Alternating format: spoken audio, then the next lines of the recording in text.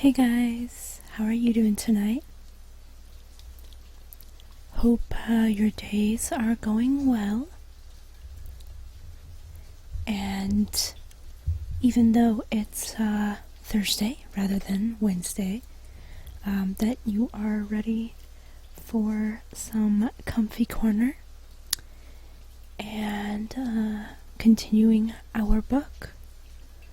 Also, Storms, yes, I have. I've even downloaded some other ROMs. I don't know if I like the whistling, to be completely honest, but oh well, we'll figure that out. Or I might just end up using the pop filter, but hello Duke, how are you? How are you doing tonight? But yes, Storms, I do have some downloaded. I'm just, I'm very close to the end of Majora's Mask, and I'm a little worried that if I put it aside, and take a break from it, that I won't end up coming back and finishing the game. So, gonna pop on over here. Okay.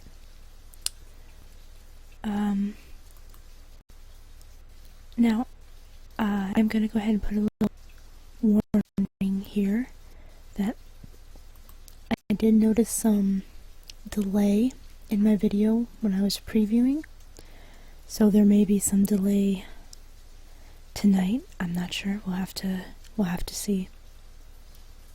So, it looks like there actually is a little bit of delay. Wonderful. Maybe if we get rid of the ambient noise in the background, that might help a little bit. I'm not sure. Also, something I'm very sad about right now. My little lights are not very bright, unfortunately. And a little choppiness. Yeah, I'm not surprised. That's probably none of that is stuff that I can actually fix, so kind of sucks, but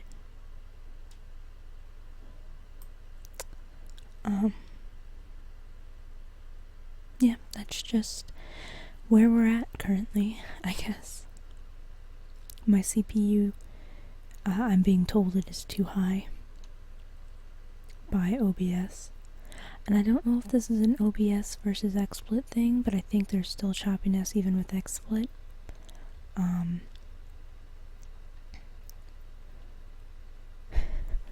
Yeah, pretty much, Jacob. Pretty much. I am showing myself in the green as far as kilobytes per second and not having any dropped frames. So that's good. I am running it only 800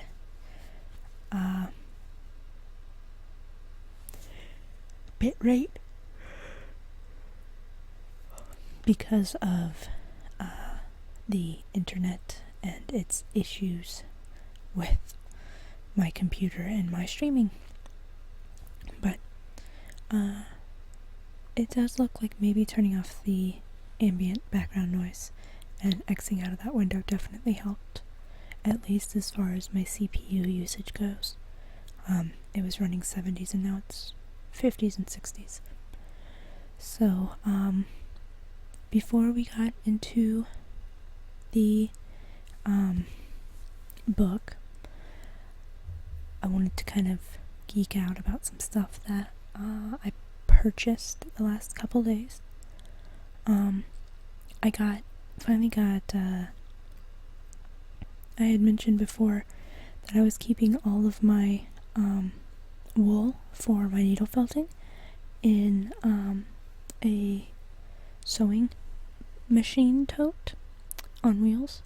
And that I had, Joann's had a 5-in-1 set that had been on sale. I decided not to get it because I was like, I don't really need it.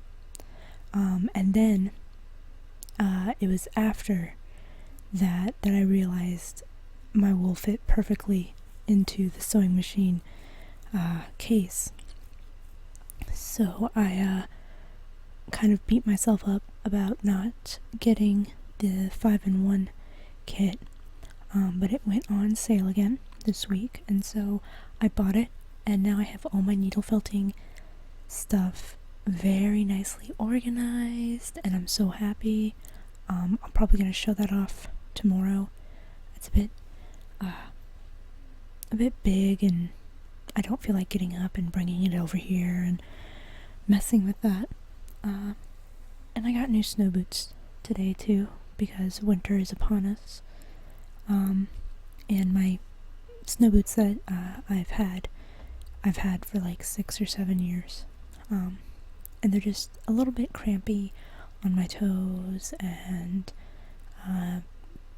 been in need of some new ones for a while now. So I got some new ones today that are super cute. But one thing that I bought, you can actually see it up here in the corner. We have a new little dragon to add to our family. And this one's name is Cinder. I also got him at Joann's. And he's very sweet. Looks a little sleepy or sad, but it's adorable. Actually, Cinder might be a girl. I haven't decided yet. I haven't figured that out. So, but yes, this is our sweet little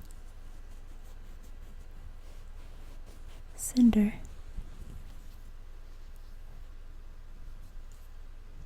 It's the one of the Beanie Boos with the big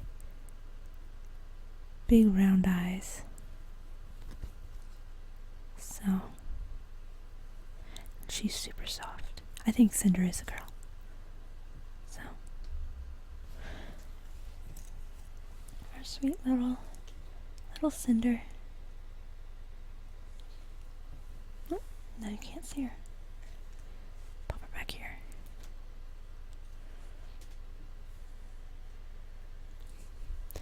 Also, I got a really fantastic idea.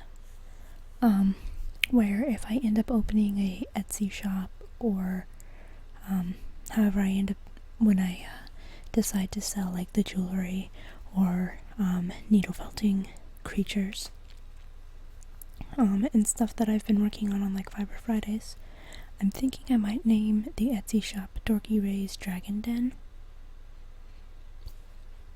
Maybe. I think it's a sweet little idea. But we'll see. Pretty much get all your perler bead supplies at Joann's. Joann's is a very nice store. I also got some more jewelry making supplies, so I can make more needle felted jewelry.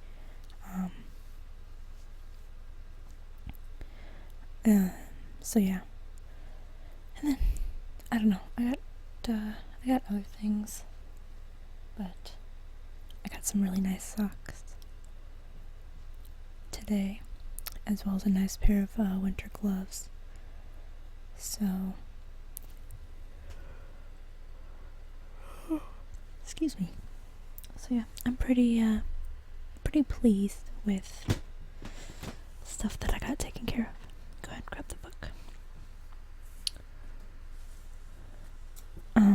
I am moderately bummed because my little lights here, I just put new batteries in, so it's not the fault of the batteries, but the lights are just really, really dim.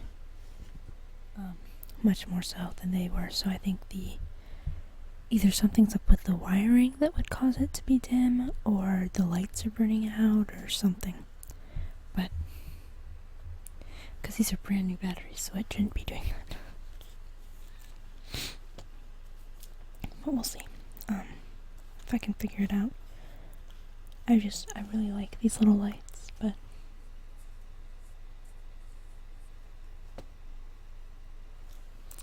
I don't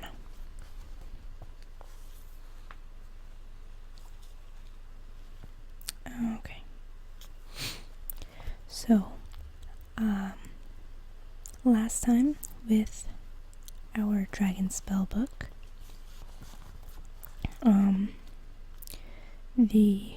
our main characters, Kale, Dar, and Litu Benz, were on their way to see the wizard Fenworth.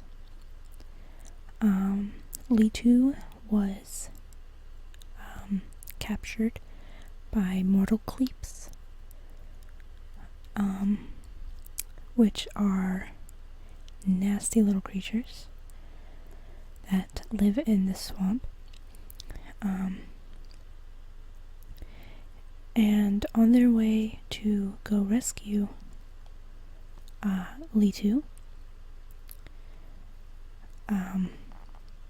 Dar and Kale, Kale was contacted by a dragon named Celise, who was being held captive by Risto, who is an evil wizard.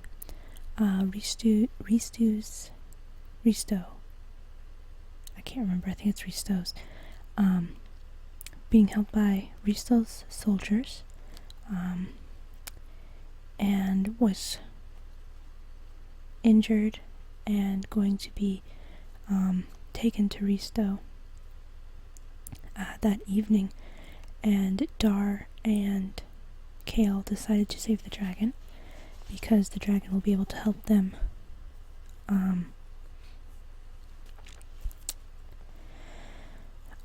rescue Litu.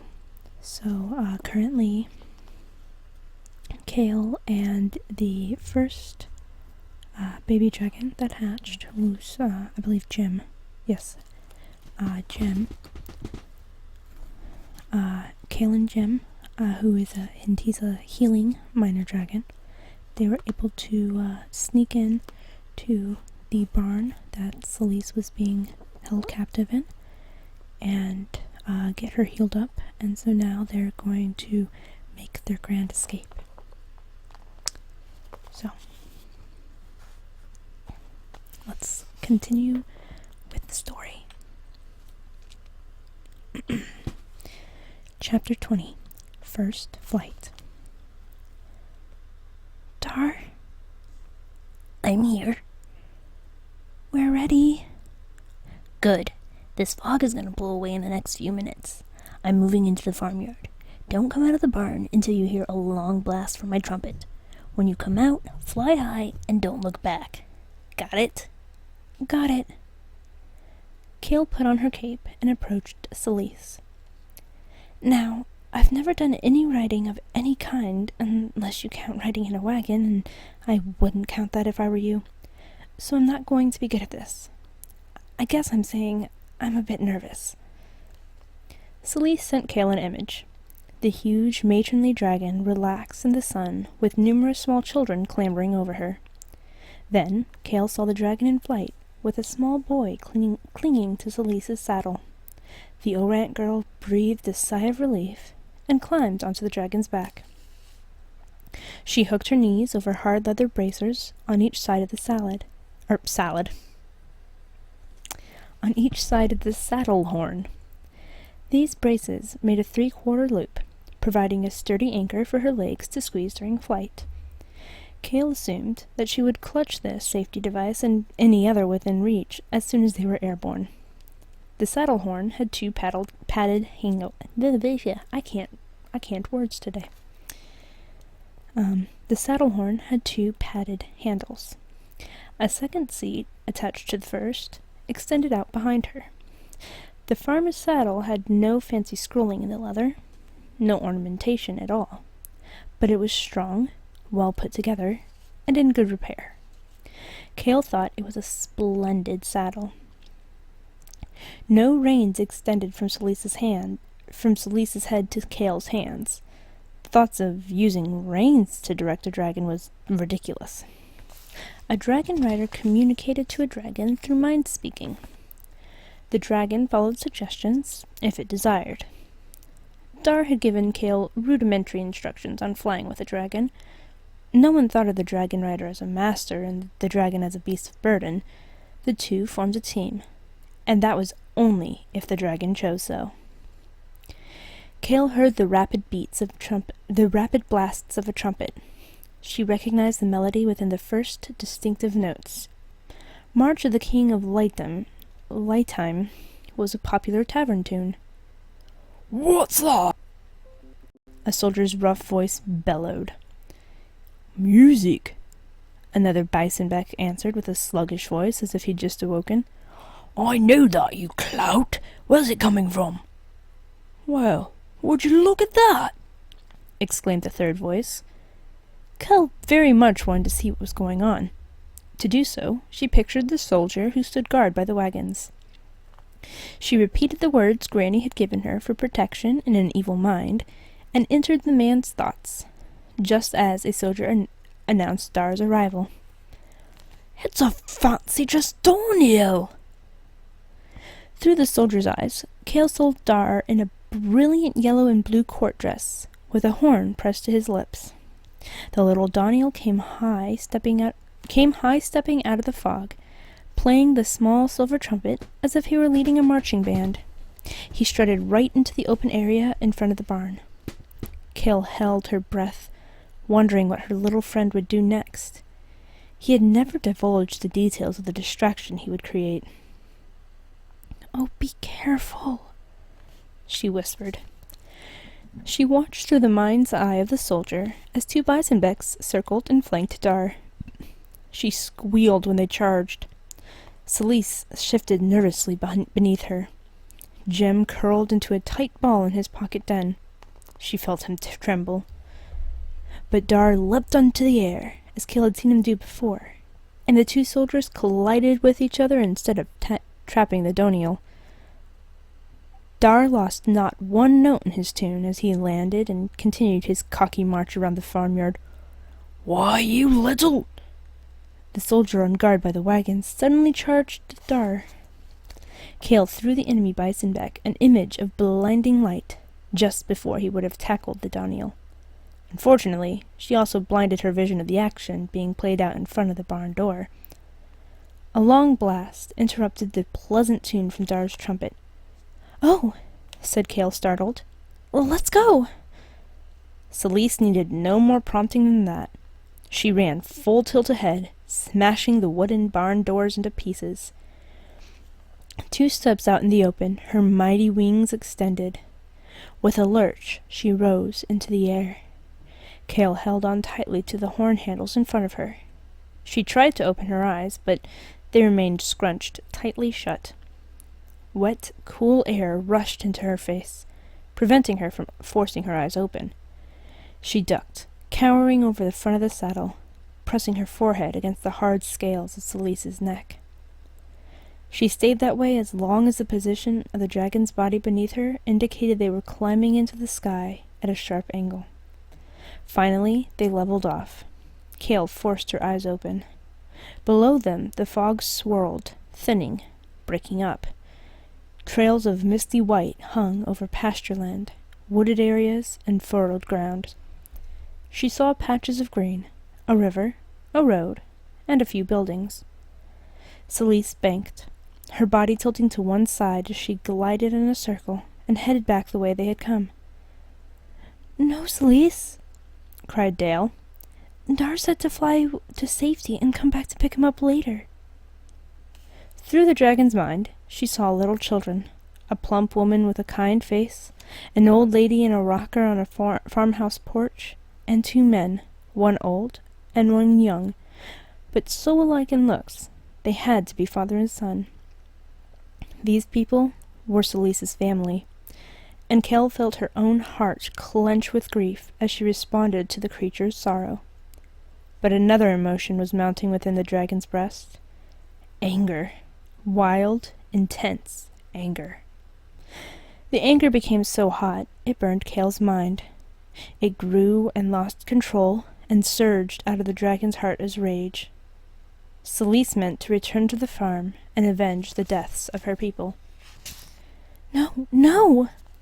Kale begged as the dragon's speed increased.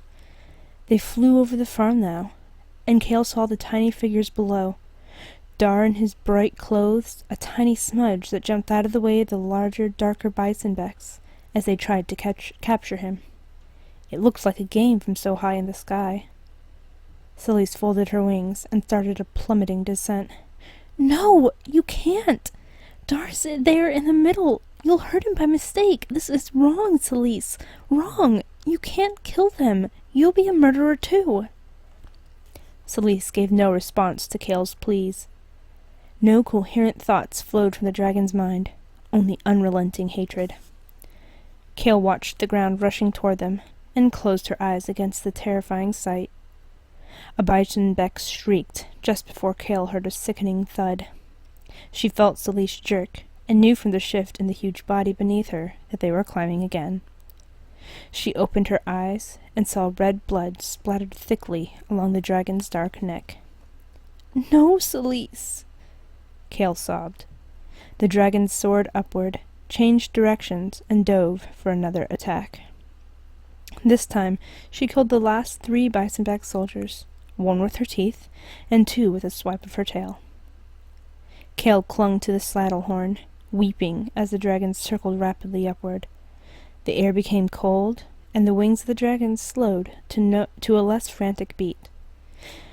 Just as Kale began gasping for air, the dragon stopped the skyward climb and began to glide back to earth in large, unhurried loops. Kale's body ached from the sobs that had torn at her while she begged. Kale's body ached from the sobs that had torn at her while she begged Celeste to stop. A keening wail reached Kale's ears. She felt spasms radiate through the enormous dragon. That's when Kale realized Celeste was crying as she flew back to the farm. Kale discarded each thought of condemnation as it came to her mind. She would not judge the dragon. Kale had been long enough in the world outside River Away to understand that there were things she did not know. She was building a new system of discernment based on truths she had never known existed. Paladin had sent her on a quest to find a Meech egg. But maybe on this journey she would discover some important things valuable to her alone. It's like Jekyll and Hyde. What is Jacob? She wondered how Paladin would feel about the dragon's attack. When Kale asked if Paladin approved of killing, Leetu had said, "Paladin believes in protecting his people." Did Paladin also approve of avenging his people? And wasn't it up to Paladin and Walter to judge where only they could possibly know all the facts? She placed a hand on the thick black scales in front of the saddle's horn. Celeste had fought the monsters who killed her family. She'd won, but she'd need a friend to fight the battle of loneliness ahead. "It's my place to be your friend, Celeste." Kale shook her head as she realized something else. Her place used to be a village slave. She was to stay in her place and do the chores assigned her. Then she'd been given a position in a party going on a quest. In that instance, too, it was an outside force determining her place. She'd just offered her friendship to someone in need, and it truly was her place to do so. This is what it means to be free. I can choose to do what's right. I choose to follow Paladin. I choose to search for the Meech egg. I, Kale Aileroin, choose to find Leetu Pens and help her escape if I can. The words, "if I can," echoed in her mind. Granny Noon said that if a mind is blocked, I could get in by saying, "In Walter's service, I search for truth." What if the means to rescue Leetu is blocked? Will Walter help me get past trouble? I could say, "In Walter's service, I search for Leetu." Would that work? A strong image interrupted Kale's thoughts. A kaleidoscope of books and faces with mouths, moving rapidly in speech, flashed through her mind.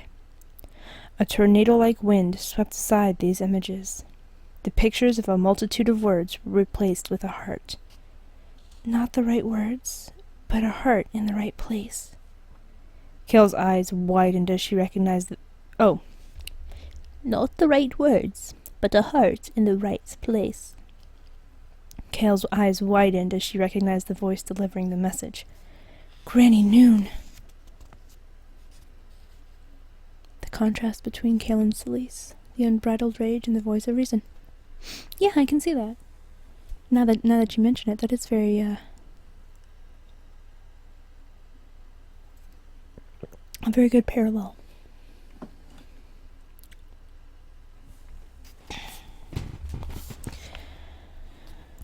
Okay. Chapter 21. A Hard Decision. Kale clung to the saddle, limp with exhaustion. The cold wind in her face kept her awake. The hot sun on her back kept her from freezing. The combination of sun and breeze dissolved the remaining mist on the ground. Even so, as Celise circled, coming lower and lower in the sky, Kale couldn't see Dart anywhere near the farmyard. A new panic rose in her throat. Had he been killed along with the Bisonbeck soldiers when Celise made her reckless attack? Dar? What? The grumpy tone warned Kale something was wrong. Are you all right? My golden term silk court coat has a rip in it. Can you fix it? Yes. Dar's sharp response surprised Kale. Was he angry with her, or Celise, or both? She wondered whether his irritation sprang from his coat being torn, or from his orders being ignored. Kale tried to read Dar's feelings and tap into his thoughts, but her mind wouldn't cooperate. Her whole body felt as though she'd been harvesting turnips for a week.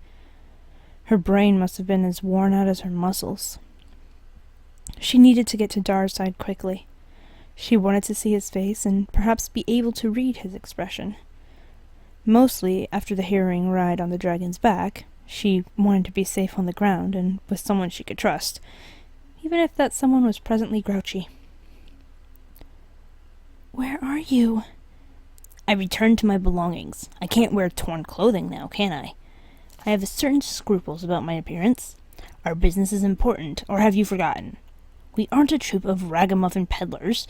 We have a quest. We must be on our way. Too much time has been spent battling Bisonbecks. Rescuing an Emerlindian warrior is next on our agenda. His tirade ended abruptly. After a brief pause, Kale again heard his thoughts. Focus on me so Celise can get my direction. She should land here and avoid the farm. It's not good for her to dwell on what was past. Kale silently agreed and did as Dar instructed. Soon the dragon's feet touched the ground in a clearing among tall tragonog trees. Sunlight glinted off the shiny, smooth bark, and the huge green leaves fanned the air as the draft from Celise's large wings disturbed the woods. "Hello, Brad. How are you?" The Donial already wore a sporting tunic of crisp green over a white linen shirt. He tucked purple breeches, striped with green to complement his tunic, into glossy black high-topped boots. In imitation of Leetu dismounting Merlander, Kale swung her right leg out of the brace and over Celise's back, then disengaged her left leg and slid down the dragon's side. However, the Orant girl lacked the grace of the Emerlindian, and her legs were cramped from clinging to the saddle in flight. She landed squarely on her feet and collapsed into a disheveled heap as her knees buckled. Dar offered her no assistance, so she wiggled around until she sat cross-legged. The great dragon slumped into a prone position and stretched out behind her. Jem crawled out of his pocket den and cautiously peered across the opening of the cape. Kale felt his discomfort. His stomach twinged, but she didn't know if it was in hunger or fear. He darted down her front, vaulted from her legs, and took off after a grasshopper. Dar folded his torn clothes and packed them into his bag. He spoke over his shoulder. Ask Celise if she's fully recovered. Again, Kale did not have to ask the question. The dragon seemed to understand Dar's words as soon as he spoke. She said yes, Dar, but I think you can speak to her yourself. She always answers before I ask, so she must understand you. Hello, Schmicket, how are you tonight? Gandalf the flaming homosexual. I will not say do not weep, for not all tears are evil. Interesting, Red. Or Gandalf, I suppose. Dar stopped what he was doing and looked at Celise. He tilted his head in contemplation. It is possible. Presumably. She's lived among people, away from other dragons, for years. Most dragons can only communicate easily with one person. Merlander and I converse readily, but Merlander shuns connections with any other two-legged beasts, as she calls us. She's quite gabby with her dragon friends, of course. Dar walked over to Celise and laid his hand upon her scaly cheek. You've had a rough time of it, old girl. And you're a very special dragon. I would have been honored to be counted as one of your comrades. Hey, Danny, how are you?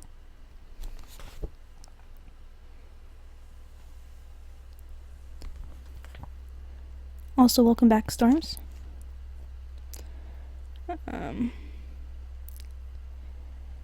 Kale felt the hum of pleasure emanate from deep in the riding dragon. Dar sighed, as if burdened by a weighty grief. I'm sorry you won't be able to serve Paladin with us. The hum ceased.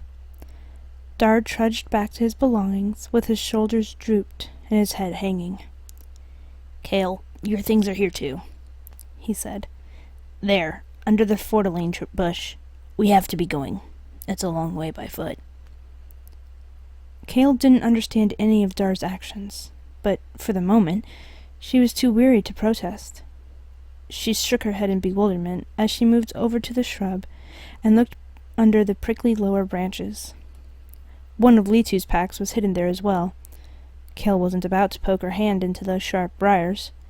She scoured the ground for a long stick. Finding a dead branch, she used it to snag the bags and pull them out. Once she had them both on the grass before her, she looked for Jem. The little dragon scurried about on the opposite side of the clearing from Celise.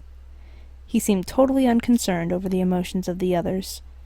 He grabbed insects from the air and scavenged in the foliage for more. Kale wished she could be so detached. She didn't want to figure out why Dar had turned against Celise. She didn't want to think about the horrible things that had happened to the dragon and her family. She certainly didn't want to think about the gruesome way Celise had torn into the guards. She took off her cape, rolled it with Jem's pocket den on the outside, and attached it to Litu's pack.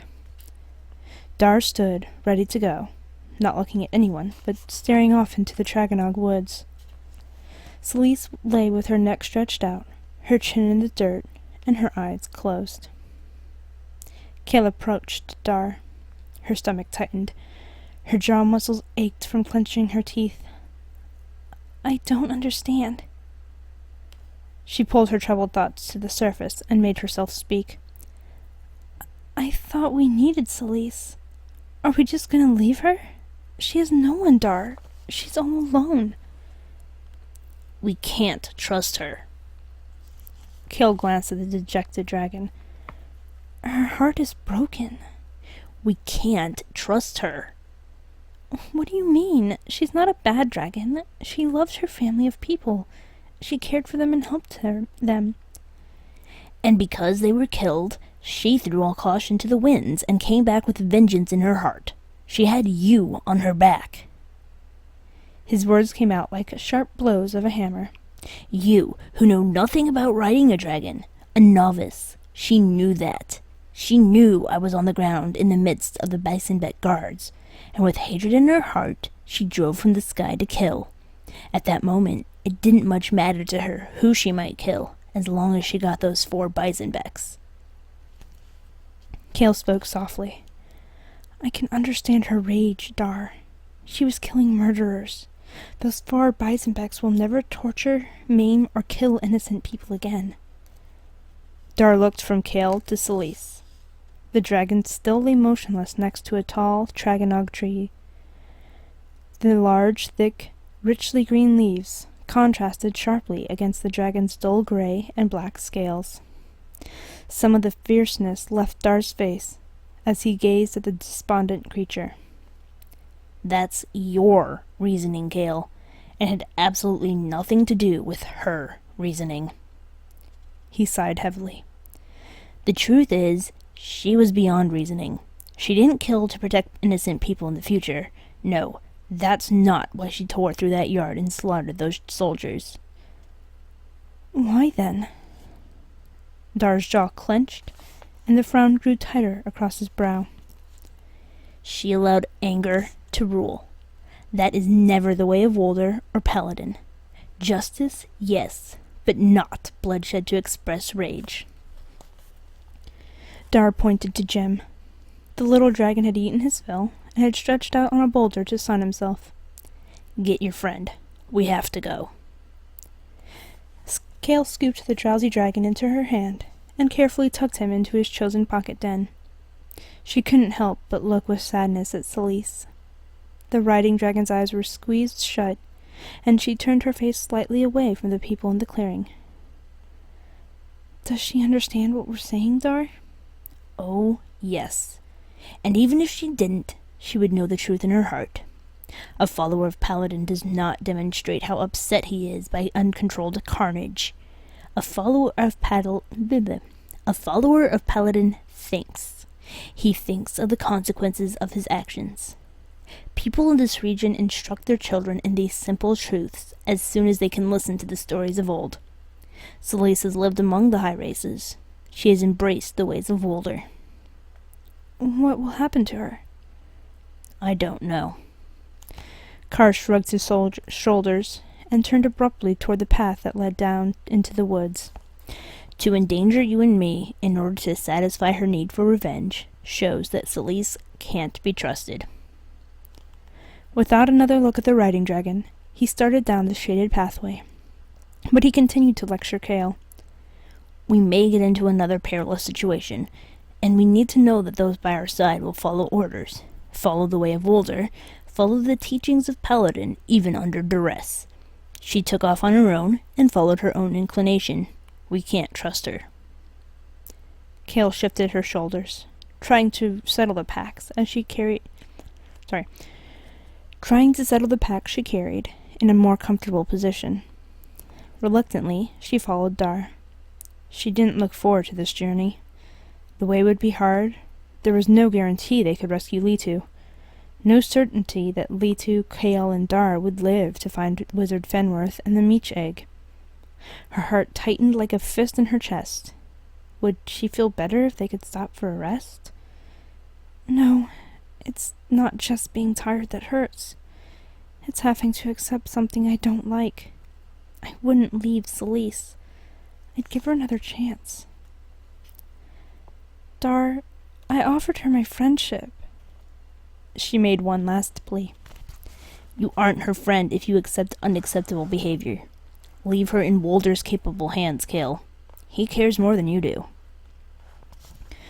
The wide path through the woods curved here and there, meandering around bigger trees and sometimes an outcrop of boulders.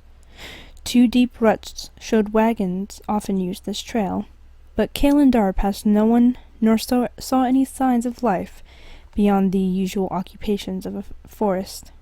Woodland animals scurried out of their paths. Birds called warnings from the high branches, announcing Dar and Kale's progression. Occasionally, a brightly colored half-knack bird zoomed across the lane, as if to get a better look at the travelers. Kale looked over her shoulder. Some distance behind her, a huge beast moved like a gray shadow. With head hanging and tail dragging, Celise followed. Brad, if you're still in the chat, my name's Dorky Ray. Pleasure to meet you. Good now, no longer incredibly hungover. Oh, that's good. That's very good, Danny. Glad to hear.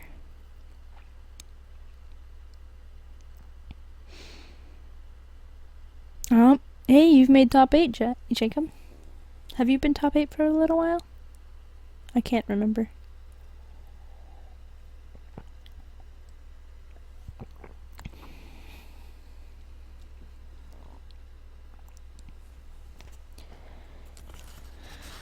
Okay. Chapter 22. Crossing the Valley. Dar hurried down the path. Kale plodded along with frequent peeks behind her to see if Celise still followed. Traveling through the woods was easier than Kale had expected. The huge trunks were spaced far apart, with only small scattered plants for underbrush. Towering trees shaded them. Sudden whiffs of air breezed down the path, shaking the leaves, stirring the dirt at their feet, and cooling the travelers. They walked for more than an hour along the wagon path through the Dragonspell woods. Ahead of them, Kale saw a sudden end to the forest. Dar halted by the last tree and leaned a shoulder against its smooth, olive-green trunk while he waited for Kale to catch up. Puzzled, she quickened her pace. From where she was, it looked like the path ended abruptly, with nothing but blue sky beyond. She came to a standstill beside Dar and watched with wonder. The Dragonspell woods grew right up to the edge of a large valley. The land dropped away within feet of the last tree. The wagon trail veered off to the right and followed the edge in a long circuitous route to the bottom of the cliff. A river ran through the green basin. Outcroppings of great orange and red rocks dotted the gently rolling hills. Flocks of sheep could be seen as clusters of tiny gray splotches. Rock walls made lines from hillside to hillside. Small buildings looked like toys set among the scenery. Here and there, a square of cultivated land displayed the darker green of produce not yet harvested, or the yellowish tinge that indicated an early crop.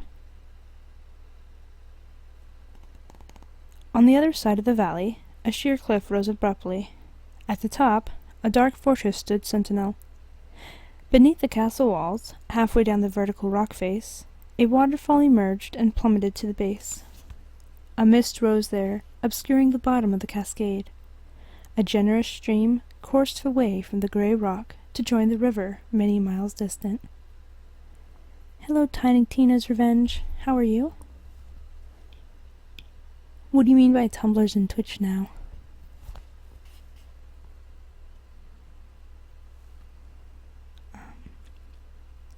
Dar nodded toward the fort. Is that where Leetu's being held? Kale concentrated, but nothing came to her mind. "I don't know." The Doniel turned and gave her a searching look. "You're tired." She nodded.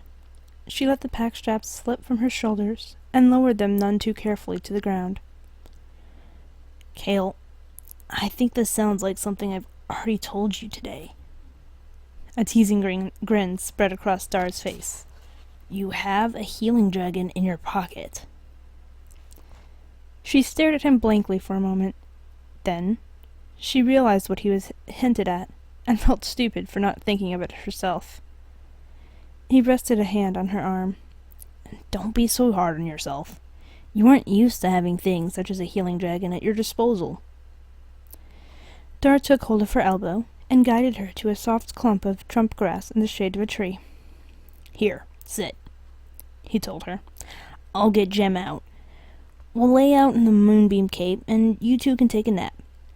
I feel like playing a bit on my flute. By the time you awake, you'll be refreshed and ready for the next part of our journey. And my soul, which I have to admit is a bit distressed, will have regained some peace." Dar proceeded to make Kale comfortable, giving her a cup of water from their bottled supply and a biscuit smeared with some of Granny Noon's purple berry jam.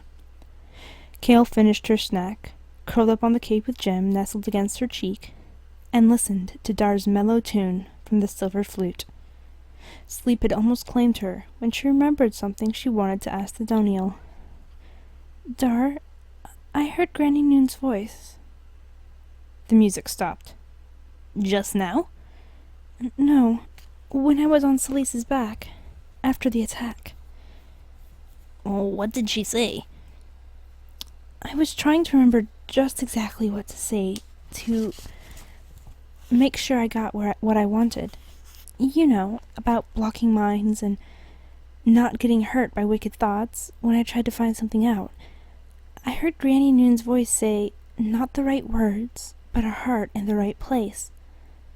I figure she meant that as long as my intentions were to follow Paladin and go the way of Walter, then if I bungled up the words a bit, it wouldn't matter.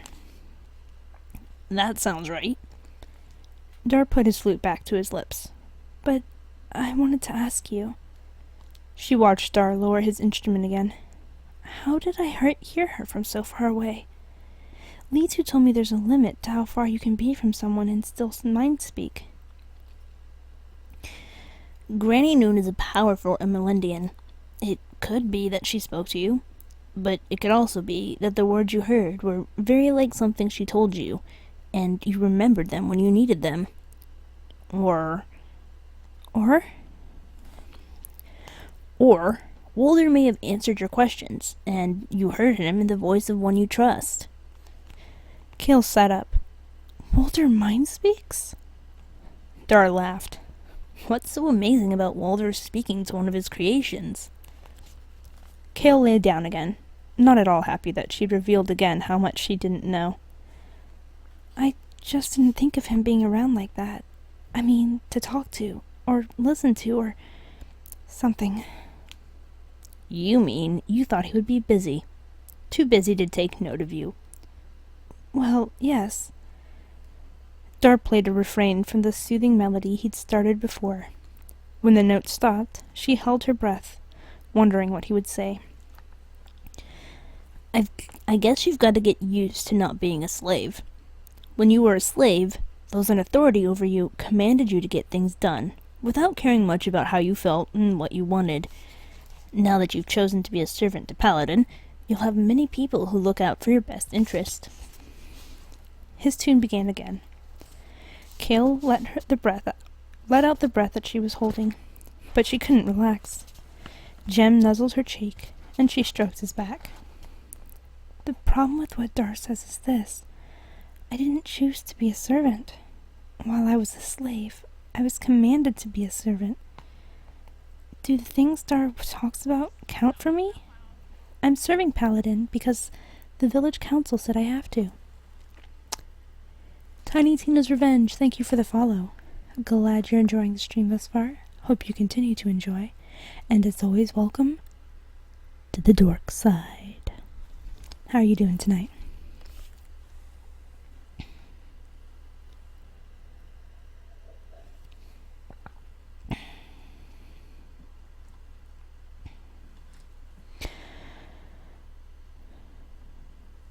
Dar's serene music and Jem's healing touch eased her into a tranquil state. Still, her doubt about being Paladin's servant buzzed around in her head like a worrisome bee, until the monotonous hum lulled her to sleep. When she opened her eyes, the sun had eased down to the western horizon. Across the valley, it blazed red behind the dark fortress. Dar sat propped against a tree trunk, his eyes closed, a soft snore accenting his breathing. Hurry! The word popped into Kale's mind, and she sat up. Dar!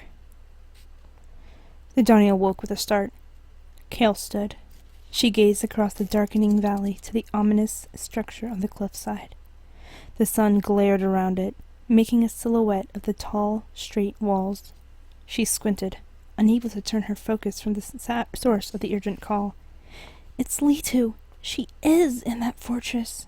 It's the stronghold of Wizard Risto. We must get her out. It'll take us 3 days to cross the valley, and another 2 days to climb to the fort. We don't have that much time. Kale turned towards the woods. Slace, come help us.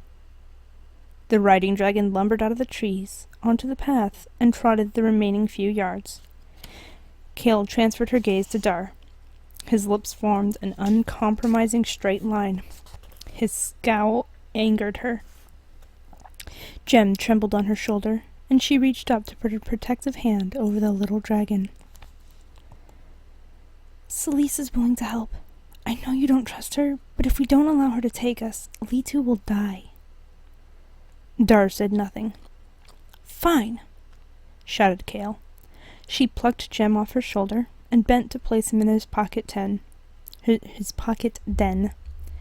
She gathered up her cape and flung it over her shoulder. You walk. She hurled the words at Dar. I'm riding. She picked up both of Litu's packs and marched to the dragon.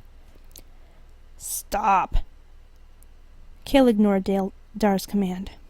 She tromped over to the dragon and asked her to lie down, standard procedure for mounting such a large animal. Celise complied readily, and Kale attached Litu's packs to the proper straps on the back of the saddle. Dar came up to Kale before she could put her foot on Celise's leg and give herself a boost up. Stop, Kale. Dar placed a firm hand on her arm. I agree with you, but stop and think. Calm down. You mustn't act on emotion alone. You have to plan. Kale turned to the Doniel, placed her clenched fists on her hips, and stood with her feet far apart.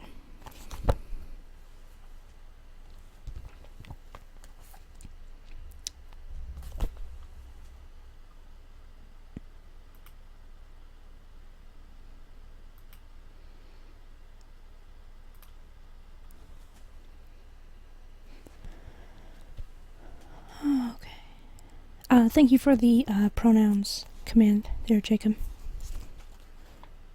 Okay.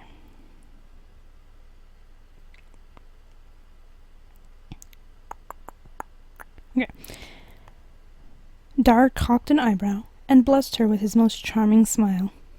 You look like you're about to challenge me to a round of fisticuffs. We're on the same side, remember?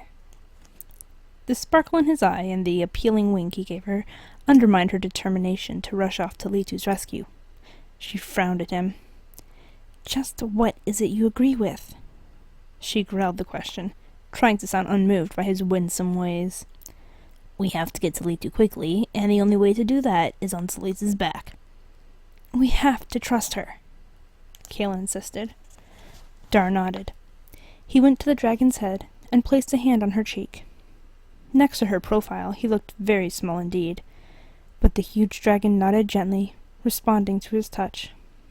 The Doniel looked deep into the dragon's slanted eye. You know I don't like this, Celise, and you understand why. He patted her and stroked the gray scales of her face.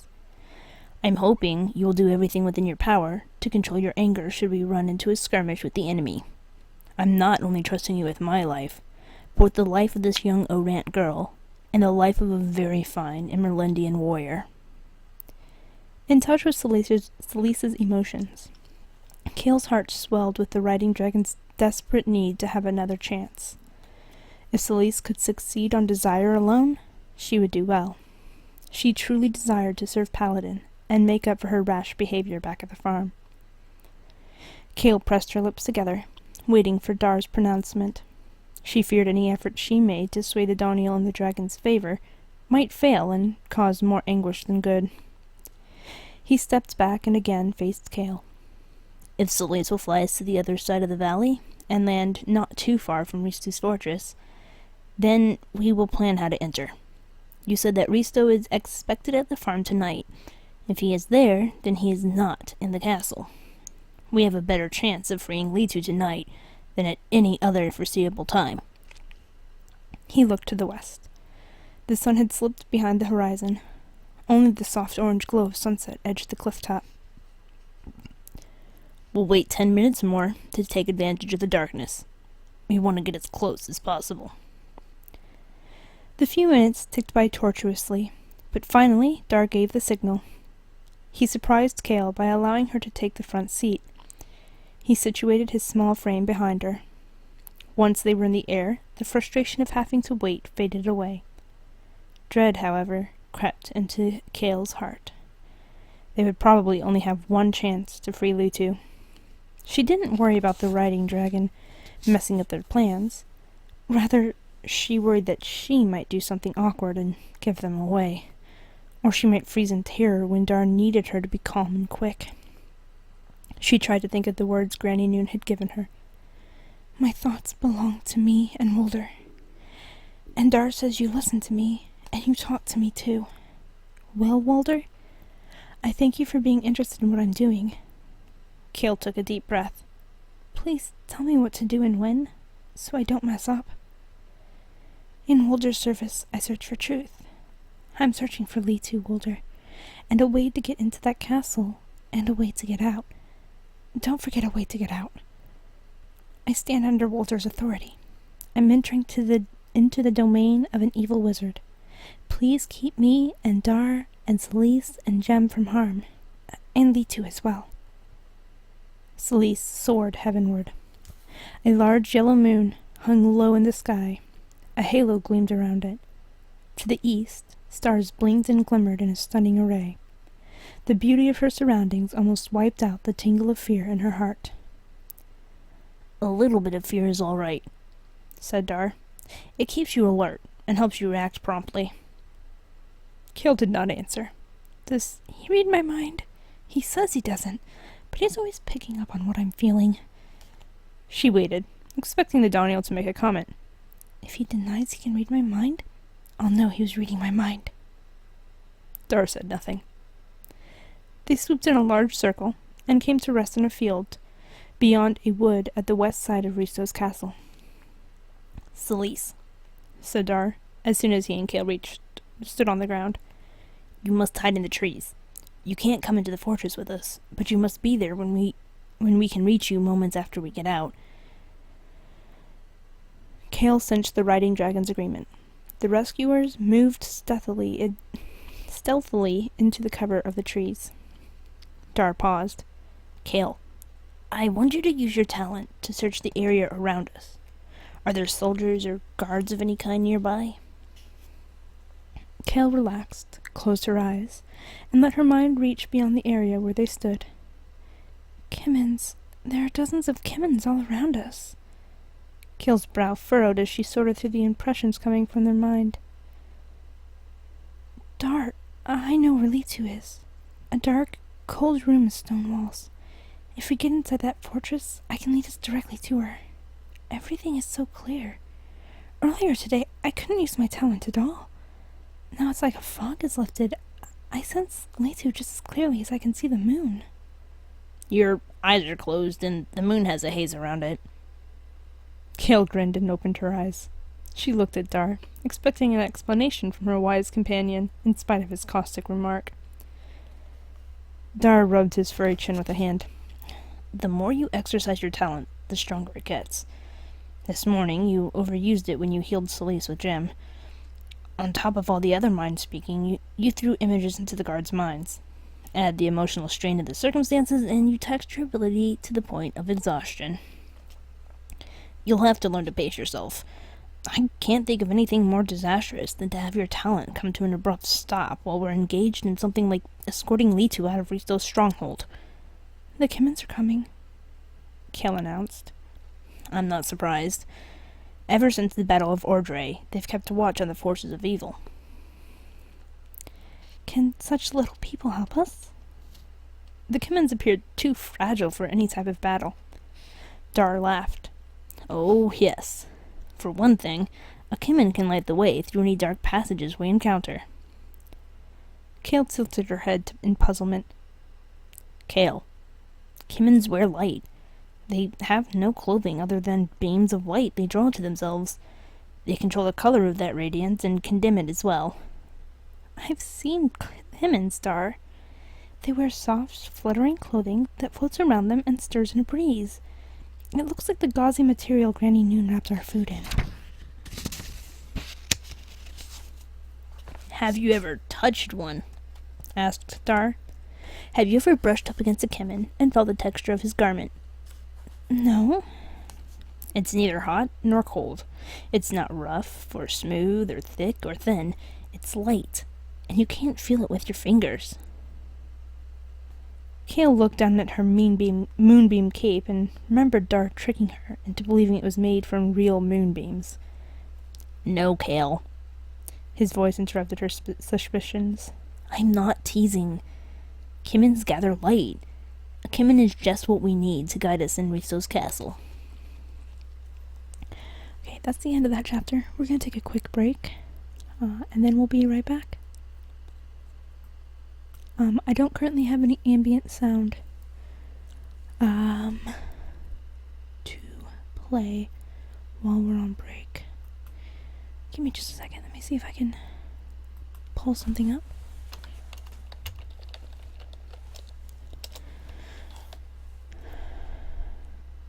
hopefully without messing up the stream at all.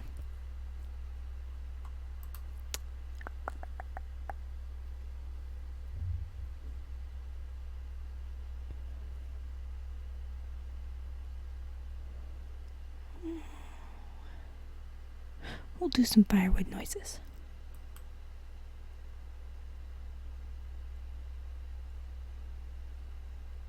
Alright, I'll be right back, guys.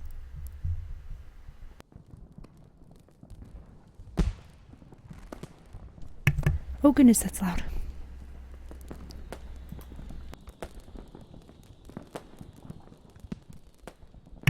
And apparently it's fireworks rather than firewood. I just can't read. Alright. Enjoy the sounds of fireworks, and I'll be back in just a moment.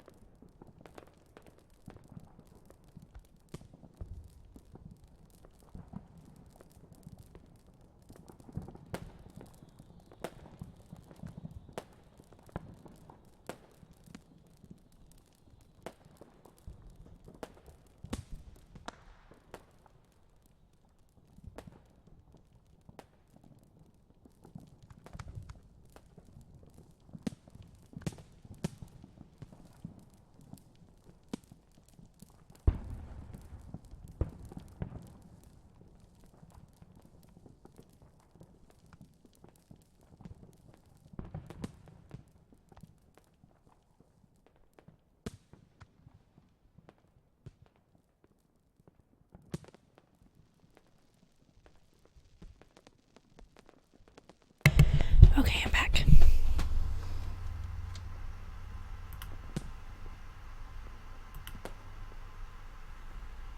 Okay. Ta-da. There it is.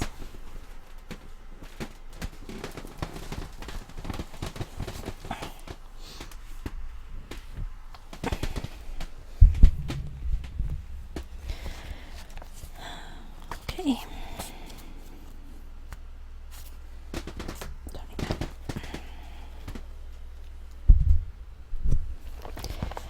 Chapter 23. Into Darkness. Oops. Let me... I forgot to have it to where I can see chat. There we go. Okay. Okay.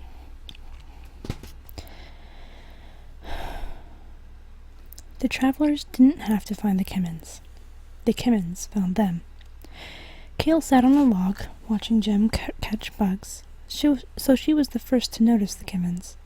The little people appeared as tiny fireflies moving quietly through the woods close to the ground. As they came nearer, Kale realized they were too big to be insects, and then she could make out the familiar forms she'd seen in her own village. In the dark of the forest, the Kimmins were clothing in shades of deep blue, purple, and green. Kale looked closely at the fabric, trying to see woven threads. She saw none, but still she couldn't believe that the wispy material was light and not cloth. Out of the quiet gathering of tiny Kimmins, one stepped forward. His green eyes sparkled in his solemn face.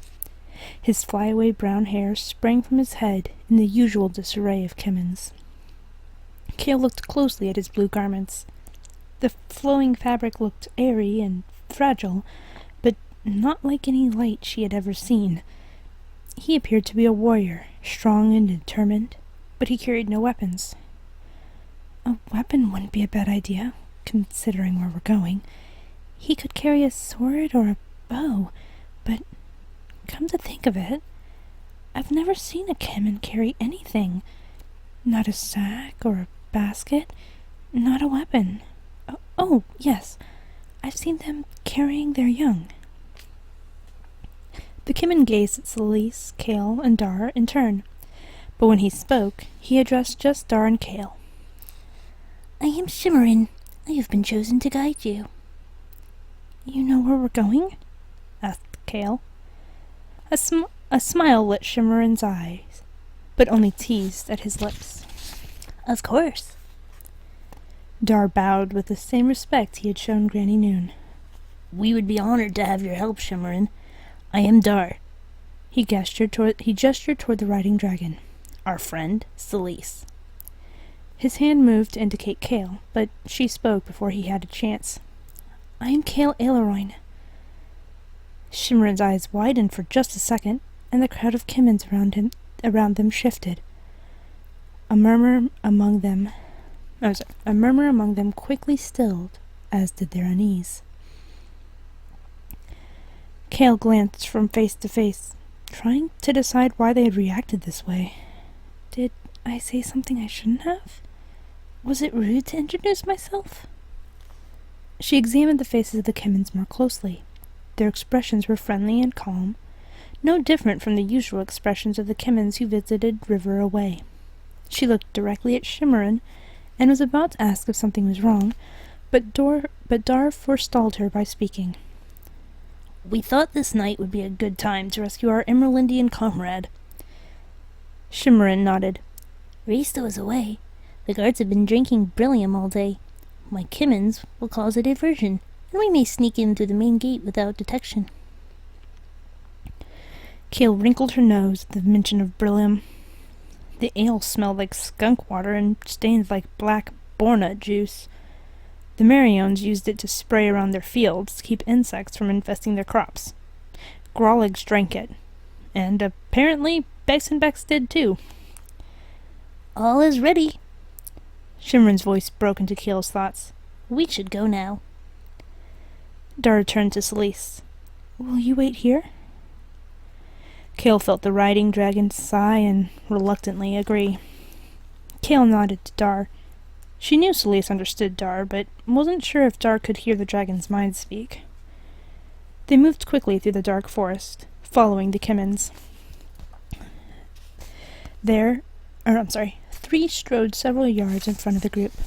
These seemed dark in comparison to those close by.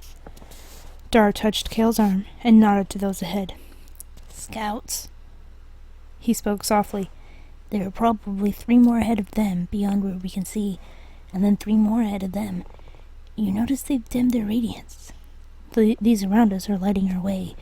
Those ahead are watching for the enemy, so we don't run smack into a band of bisonbecks patrolling their boundaries. One of the nearest Kimmins turned a frowning face toward Dar and put his finger to his lips. Kale didn't want to end the conversation. She wanted to know more. She reached to Dar with her mind. How did the Kimmins know we came for Lee too? Logic. They knew an Emerlandian in service to Paladin had been taken prisoner. Someone was bound to try to save her. We showed up, so we must be the rescuers. Why didn't they rescue her themselves? Kimmins have taken on the role of observers. They will help in time of need, but they never initiate an action. I don't understand why not. They believe that Walter gave them their talents in diminished size for this purpose. They will not step beyond what they see as their assigned duties, unless given a distinct call to do so. I still don't understand. Dar sighed aloud, and the same Kimmin hushed him with a sharp shh. Kale, if you didn't understand through my explanation, then you're going to have to use your own eyes and come to your own conclusions. Sometimes a thing makes more sense when you see it. Sometimes words aren't enough. Kale wanted to answer with a loud, huh? But figured Dar would just go on explaining why he couldn't explain. She decided to study the Kimmins instead. Maybe she could figure out what material made up their clothing. She watched the little person directly in front of her. This Kimmin was a female, with a typical wild hair growing out in an aimless way, but hanging past her waist. Bits of ribbon and odd, skinny braids, plaited with no particular pattern, adorned the otherwise disorderly brown locks. Blue and purple wisps of material hung from her body, almost like the large fan-like fins of a feathered fish. Of course, the fish didn't really have feathers, any more than this Kimmin wore light instead of material. Kale tried to spot seams in the garment, but couldn't. The fabric also reminded Kale of butterfly wings, for the dark colors were rimmed with black, like the patterns on many of the colorful insects that flew with wings bedecked in jewel colors. There were also rumors that Kimmins could fly. Kale observed this small, lithe figure almost float over the roots and rubble of the forest floor. She studied the Kimmin's tiny feet, and truly could not tell if the soles of her delicate shoes actually touched the ground or just passed above it before moving forward. A sudden halt in their journey brought an end to Kale's musings. They had reached the edge of the woods, and could see the front portal of the towering castle. Dar and Kale crouched behind bushes a dozen yards from the massive open doors, while the Kimmins dispersed to do the tasks they had planned. The land immediately surrounding the walls had been cleared of all vegetation except for close-cropped grass. Dar whispered an explanation.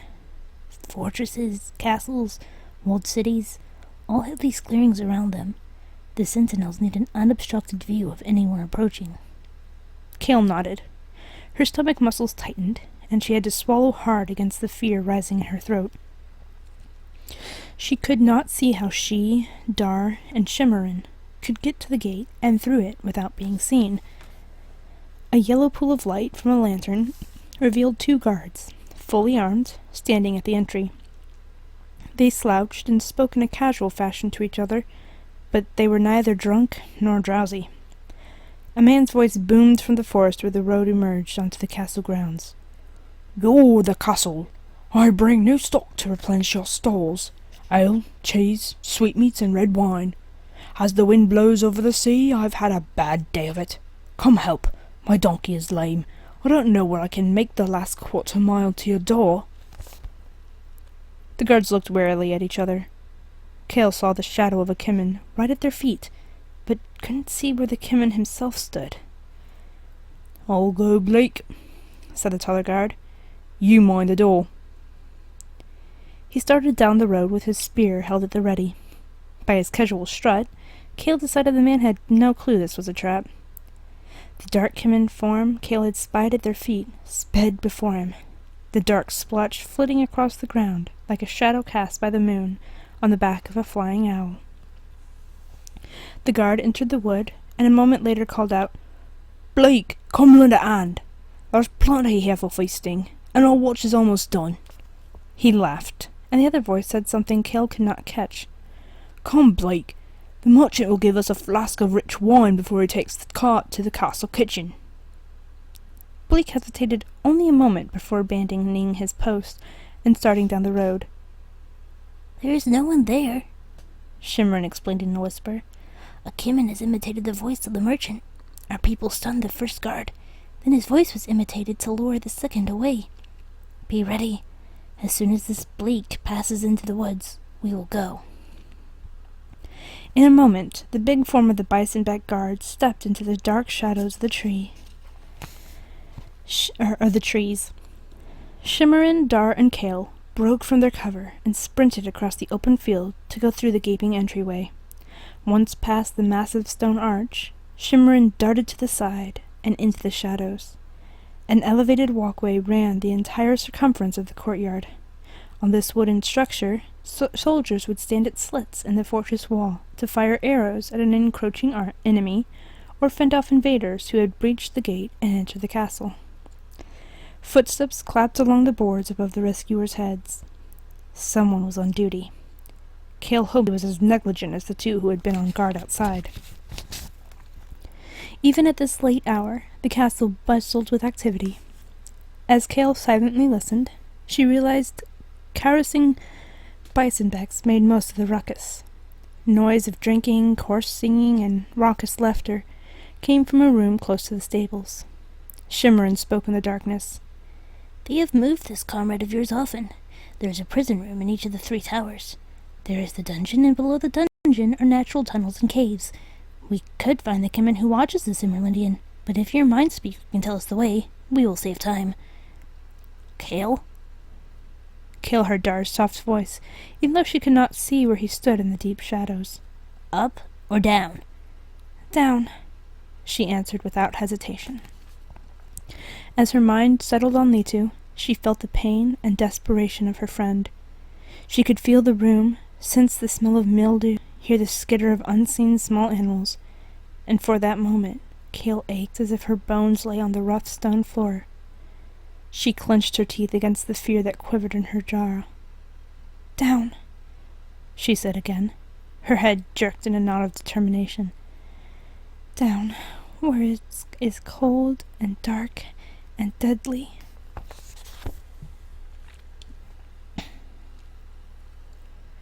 Jacob, get some food. Wait, you're still at work, aren't you? Do you have anything you can snack on?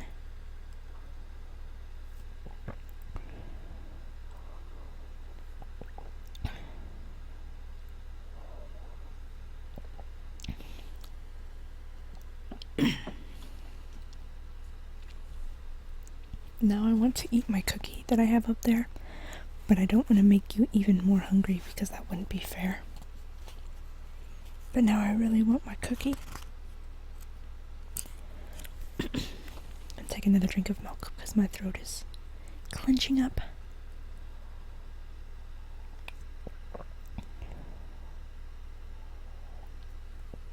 A stale hamburger bun? That does not sound appetizing. I am very sorry, Jacob.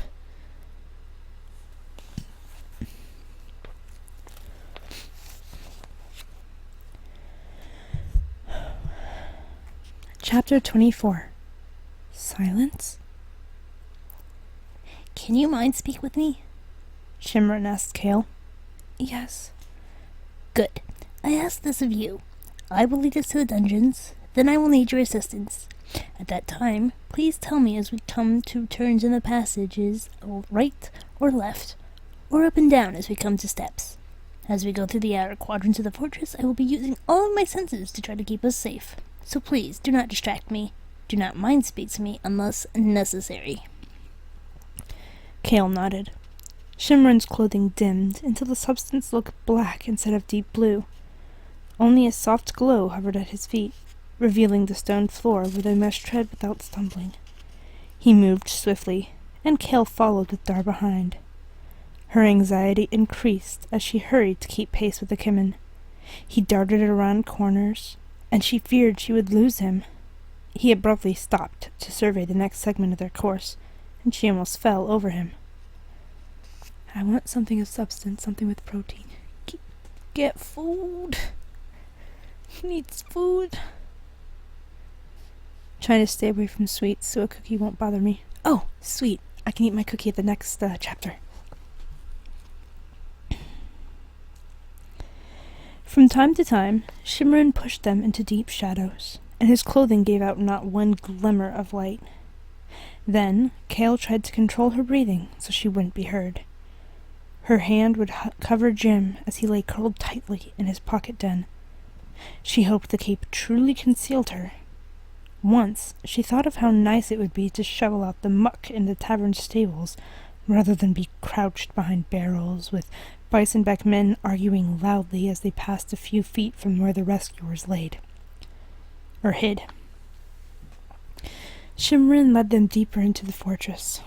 As they traversed the different yards, Kale began to sense the layout of the grounds. Whether she picked up this information from the Kimmin's thinking, or from some intuition of her own, she could not tell. But she knew the general layout of the different parts of the fortress. A tall stone wall designed for defense circled the entire domain. A second wall of finer stone was actually a ring of rooms. Horse stalls took up a bulk of this section, but there were quarters for the guards, a kitchen, a tavern, and storerooms. The rescuers moved through a feed room among stacks of oats and bales of hay to get from the outer circle to the inner. Between the second wall and a third lay an expanse of groomed grass.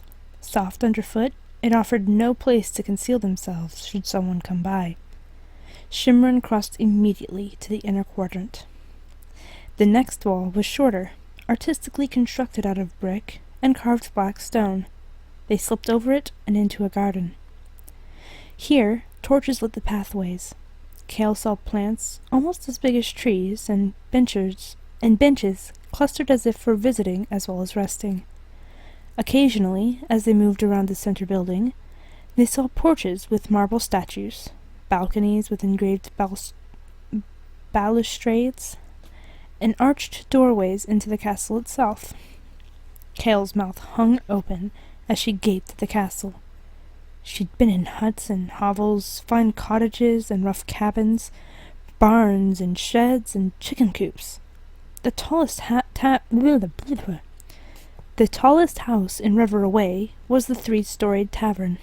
She'd seen the city of Vendela and knew the capital city was far more splendid than this dark and dreary castle fort, but she'd only seen Vendela from afar, and this fortress, where they might be caught and killed at any moment, was impressive. If it weren't for the fear in her heart, Kale would have enjoyed gaping at the marvels around her. Once they left the soldiers' domain at the outer rim of the fortress, they encountered only a few servants. They had to hide while 2 maids sat and complained by a fountain. After a minute, Kale realized these women were Mariones. Her mouth dropped open, and she turned to Dar for an explanation. Look, do you see? They're Mariones. How can anyone of the high races serve Risto? He scrunched up his face in a frown and shrugged. Sometimes they serve her because the life is easier, or so they think when they first come. Maybe the high wages attracted them, maybe the nice clothes. They pretend to themselves that working here is just like working in a big house in one of our cities. Others are damaged by bitterness and anger. They serve here because they are most comfortable with others who harbor ugly feelings within their heart. The rescuers detoured around two men, a Trumanhofer and a Doniel, playing cards on a stone bench beneath a torch. As she followed the others quietly around the edge of a terrace, Cale stared at the servants. She tried to see something about their appearance which would serve as a clue as to why they chose a life within these dark walls. Nothing showed, save a certain hard look to their expressions. She wondered if the coldness in their faces came before or after they made their choice. For the most part, Dar, Cale, and Shimmerin easily avoided the houseworkers. The rescuers hid in the shadows and slept from one place of security to the next. Frequently, Cale touched the light bulge in her cape that was the healing dragon.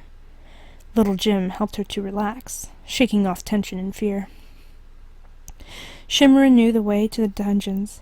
He led them to the back side of the fortress, the part closest to the cliff. In stark contrast to the gardens and castle terraces, a grim enclosure surrounded by a great yawning hole that served as entry to the area below. The barren courtyard held little beyond a few wooden benches. The full moon glowed in the night sky, and here, where there were no walls, trees, or overhanging structures, it cast an eerie half-light.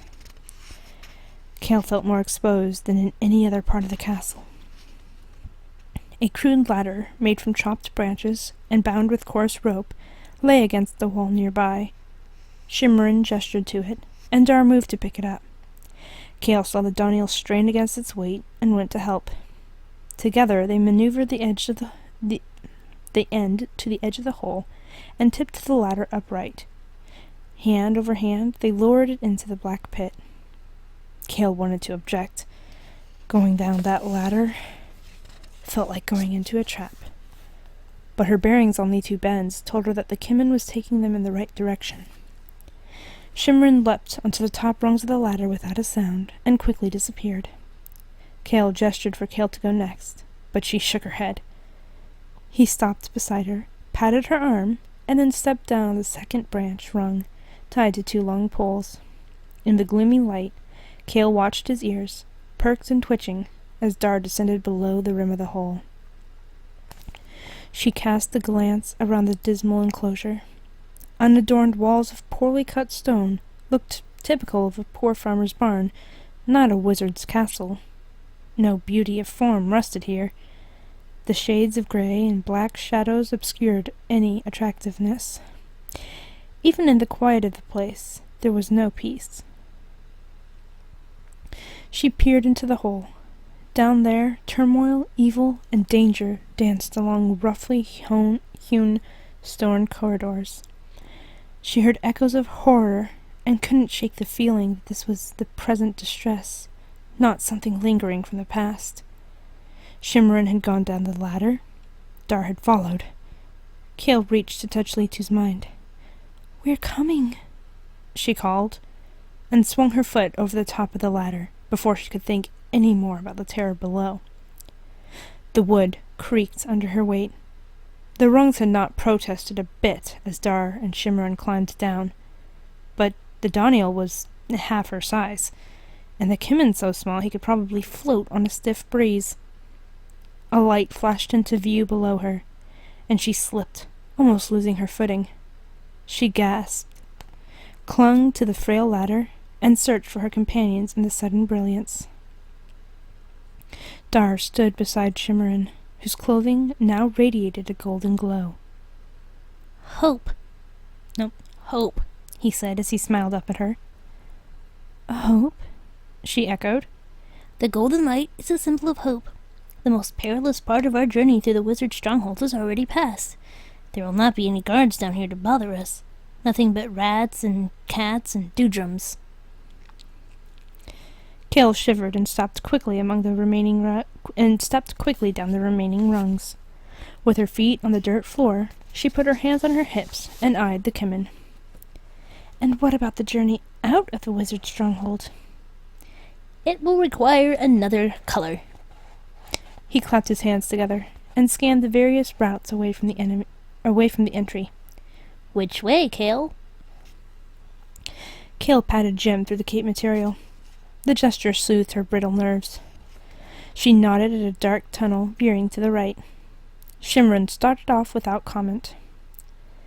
His bright light bounced off the rock walls. Chisel marks showed where hands holding metal tools had widened the natural tunnel. Moisture clung to the gray stone, and in places ran in trickles down to the floor, leaving brackish puddles. The underground tunnels twisted, following a natural pattern. Here and there, man's tools had made tight stretches higher and broader. Some tunnels opened into caverns. Cages made of heavy bars stood empty in these large underground spaces. Cale stared at hall after hall of unused cells. One looked much like the one before it. None of the caverns were occupied, but all of them were disturbing. Something about the repellent odor also set her on edge. The cavern smelled like an unclean barn.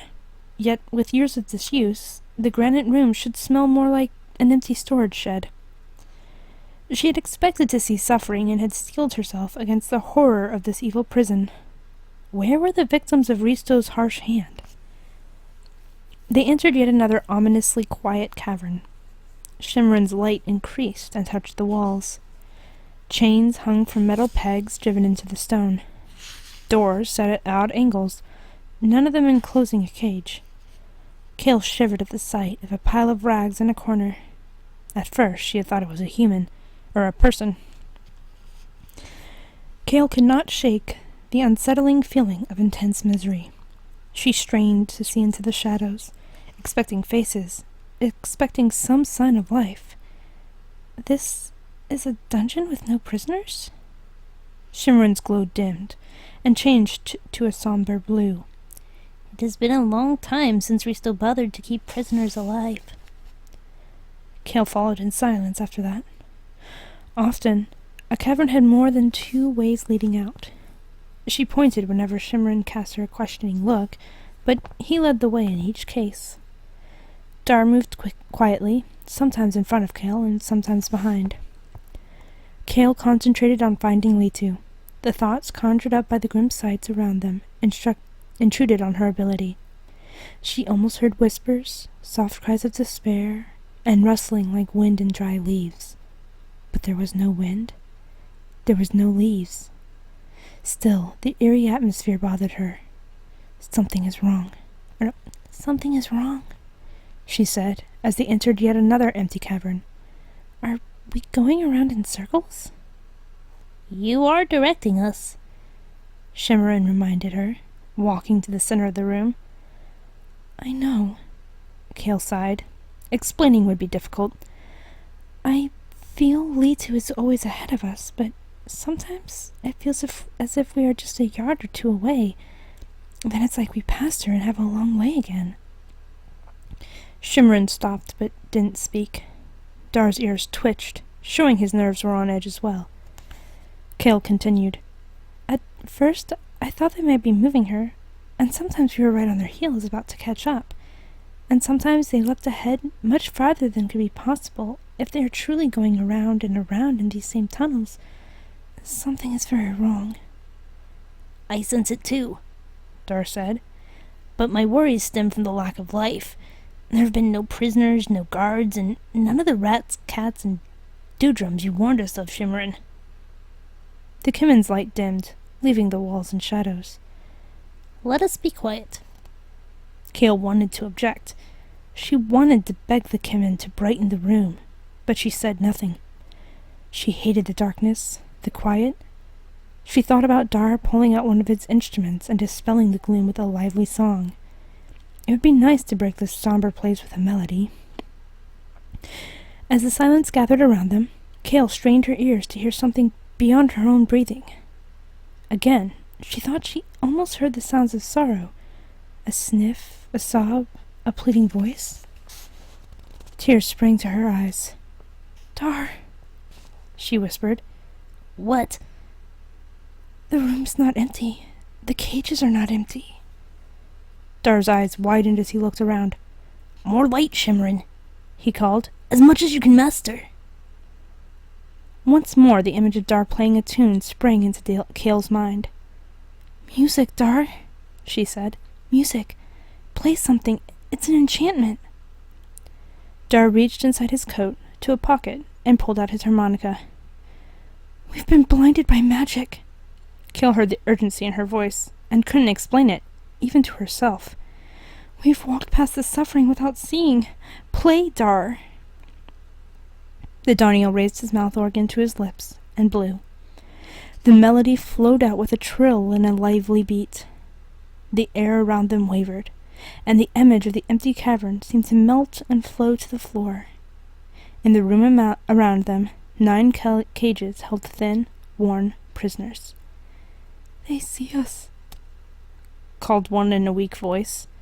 The sobs Kale had heard changed from mournful to joyous. "They see us." Okay.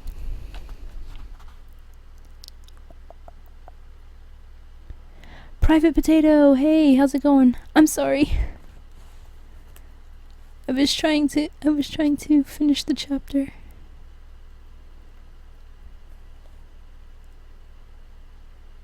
Shouting at the internet works. Awesome. Oh, the thing. ASMR, yes. I may have restarted a race war getting my internet fixed today. Oh dear God. That does not sound good, LFB. Yeah, ASMR. Internet shit. Oh, I'm sorry. I get that feel. 2 gig. Is that your download or your upload speed, Potato?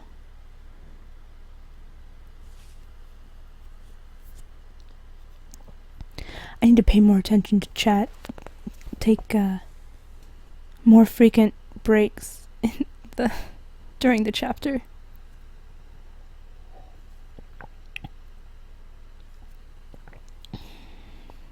Because I was sitting there and I was like, I can see out of the corner of my eye chat going up, but I wanted to try and finish the chapter, but I need to take breaks and interact a little bit more. Like when I see it move, check and reply. I am gonna eat my cookie now though.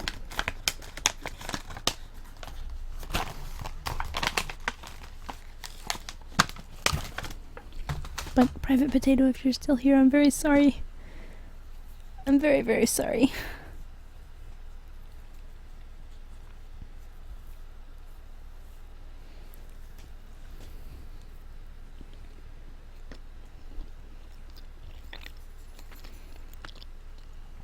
It is milk, yes. For my cookie and then also for my throat because of the voices. Walmart cookies are amazing. Like, they're nice and soft and they taste really good, and you get 3 for 98 cents. Like, who would pass up that deal? Not me.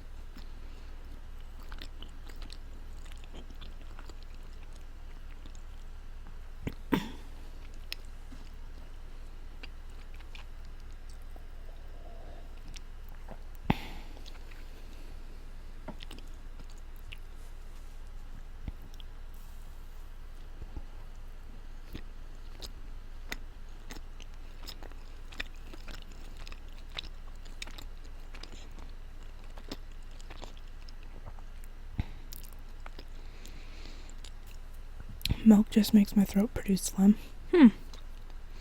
I know with me, like with the voices, it kind of strains on my vocal cords sometimes. Especially as I'm trying to keep my voice low for the soft speaking. There we go. And so the voices kind of create a little bit of strain, and it's like the milk just almost coats my throat and just makes it a little bit smoother rather than so much strain on the vocal cords. Oh, thank you, Jacob. I appreciate that. I would like to someday be able to have books, like do audiobooks.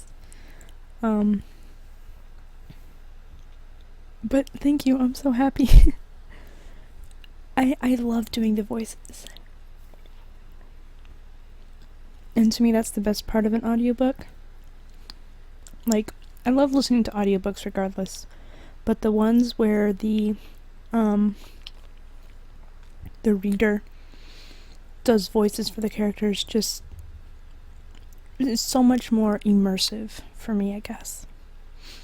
And so that's what I try to do when I read aloud, is I try to give it voices so that it's more immersive.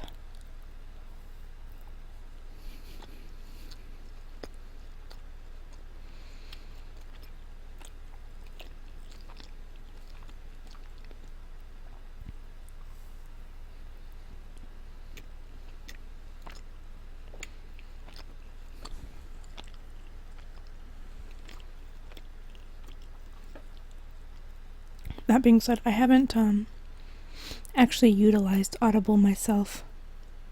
I've thought about it because I do like audiobooks so much, but there's just not a lot of time when I would listen to audiobooks.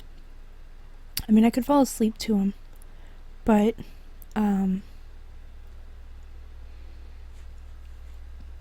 I would miss out on part of the book. So I mean, I can always rewind and re-listen, but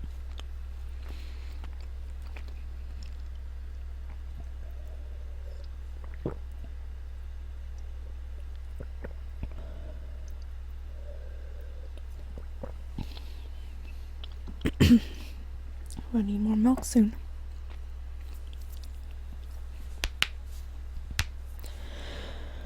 Alright, I'll wait for Jacob to get back before I go on to the next chapter.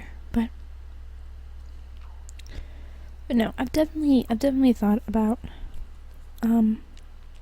downloading books from audio, or not audio, from Audible. But like I said, I just don't know if I could listen to stuff while I was at work. That would be awesome. If I could just listen to a book on tape or, I guess, phone.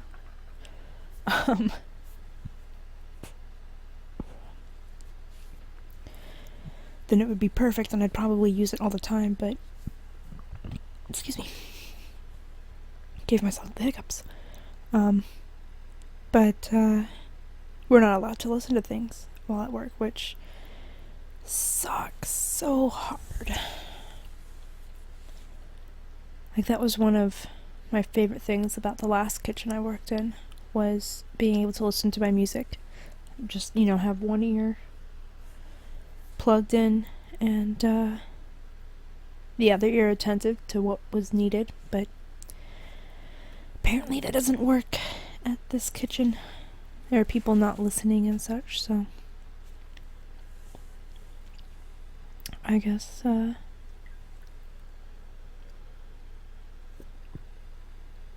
they opted to not let people listen to music. It'd be really nice on the slow nights. But okay. I'm gonna go ahead and start the next chapter.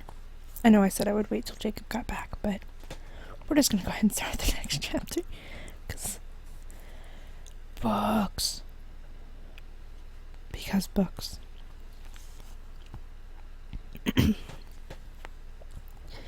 Chapter 25. Escape. Back for now? Awesome, Jacob. Welcome back. Many different races sat in squalor or hung from the walls with chains about their wrists and ankles. Some watched Talitu's rescuers with dull eyes. Others croaked out mournful pleas, begging for release, for water, for a crust of bread. A few babbled words that made no sense. "We have to free them," said Kale. Both Shimmerin and Dar nodded. Dar moved toward a cage and then paused. He turned to Shimmerin. "We can't do this alone. Will your people help?" Not many have come into... Nope. Not many have come into the fortress. Have ever come into the fortress. He looked around. There are nearly 30 prisoners here. Few of them are in any shape to walk, let alone fight if the need arises. If all the dungeon rooms hold as many, there will be hundreds to guide safely out of this hole. "We must find Litu," Kale said. "Yes," Dar agreed. We'll find Litu, and while you and Jim tend to her, Shimmer and I will come up with a plan. Kale closed her eyes against the sight of so many hurting souls, but her ears still heard their murmurings, their pleas for mercy. Litu, I must find Litu Pens. She opened her eyes and trudged back the way they had come, past those she could not help, following that unseen pull that told her where she would find her comrade. Kale tried to ignore the sights and sounds of misery. She offered the captive words of encouragement, saying they would soon be free. For now, Kale had nothing to give them but hope. She passed through several tunnels and caverns. None were vacant as they had appeared earlier. Cats, rats, and dewdrums slunk and scuttled along the passages. Each room held a despairing group of captives. Excuse me. Excuse me again. Kale saw Mariones, Daniels, Kimmins, Uroms, Immerlindians, and Trumanhoffers. With a start, she realized some of the prisoners were Orants. She had never met another of her race. Dar urged her forward when she stopped beside an old Orant man. I know, Kale, but now is not the time. Tend to Litu first. In the corner of the next dungeon, they found Litu's form rolled against the cold stone wall. Moisture oozed from the rocks and flowed down on the Immerlindian. Litu slept in damp clothing and a shallow puddle that smelled heavily of rusty iron. Shimmerin put his fists to his hips and glowered at the tenants of the dungeon. Where is the Kimmin who stands by her friend at this hour? The wretched prisoners shook their heads, cowering away from the angry 2-foot-tall Kimmin. Dar moved to stand by Shimmerin and spoke quietly. Do you think they even saw Litu's Kimmin companion? Shimmerin shrugged off the question. I will know why the Immerlindian was left alone. He knelt beside Litu. He felt her forehead and shook his head. Her skin is hot, yet she shivers. Let us see what we can do for her. Dar, Kale, and Shimmerin moved Litu's body, limp and feverish, to a drier spot. This one is near death, announced Shimmerin in a solemn voice. A fierce denial rose to Kale's lips, but she bit it back. It had taken them a long time to reach their comrade. I don't really know if Jim can cure someone so weak. With help from Dar and Shimmerin, Kale laid her cape on the dirty floor and moved Litu onto the woven moonbeam material. Kale sat down next to her and tenderly pulled Jim from his pocket den at the edge of the cape. She held him close to her chest, nestled in her folded arms. Wake up, little one, she cooed to the dragon. We have work to do. Jim wrinkled his nose against the putrid smells of the dungeon and tucked his head against Kale's sleeve. With a forefinger, she lifted his scaly chin. The young beast blinked his eyes in the Kimmin's light. She remembered Shimmerin had called the golden glow hope. We must try, she told Jim. She peeled him off her arm and laid him against Litu's pallid cheek. The Immerlindian did not stir. Kale left one hand on the healing dragon and placed the other on Litu's soiled arm.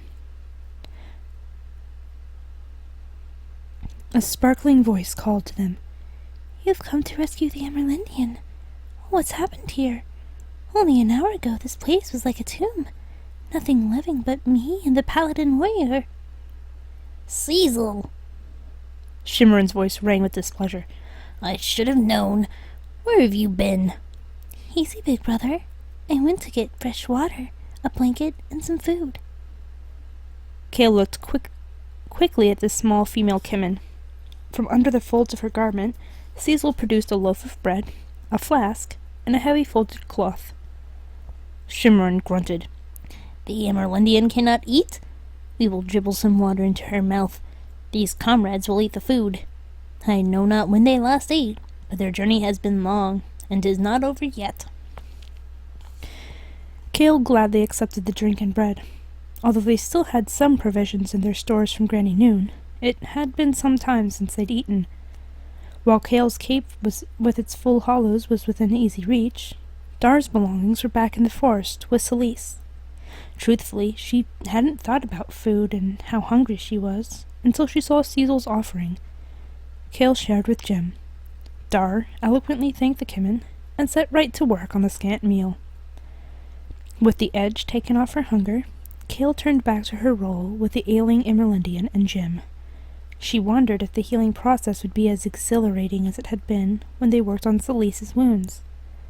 Litu's wounds were deep in her being, old, not fresh, and inflicted by an evil touch.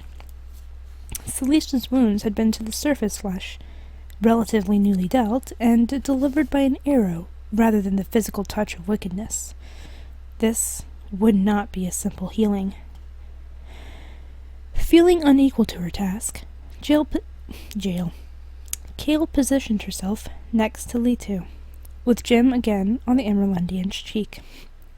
Hoping Walder would strengthen her poor efforts, the Orant girl placed her hands in the correct position to complete the circle. Kale felt Dar and Shimmerin move away. They would plot the freedom of the other prisoners. Kale would concentrate on Litu. When Dar nudged Kale's shoulder, she realized she must have fallen asleep. She lay beside Litu, her hands still touching the Emerlindian and Jim, making the healing circle. Kale. Dar's voice penetrated the fog of her mind. She raised her head without letting go of the circle. She tried to focus on Dar's face, but found that his long sideburns on fuzzy cheeks blurred with the rock wall behind him. He spoke quietly. Shimmerin has gathered all the Kimmins who live within the fortress. They live inside? Her voice felt hoarse. Yes, as uninvited tenants. In fact, Risto doesn't know that they are here. Dar's eyes traveled around the dingy cell. He looked ill at ease. She noticed Shimmerin's light had been replaced with a torch on the wall. Dar fingered a small metal pick and held it up for her to see. I'm undoing the locks while the Kimmins are gone. We're alone? We are never alone. Dar's words echoed strongly on the solid walls.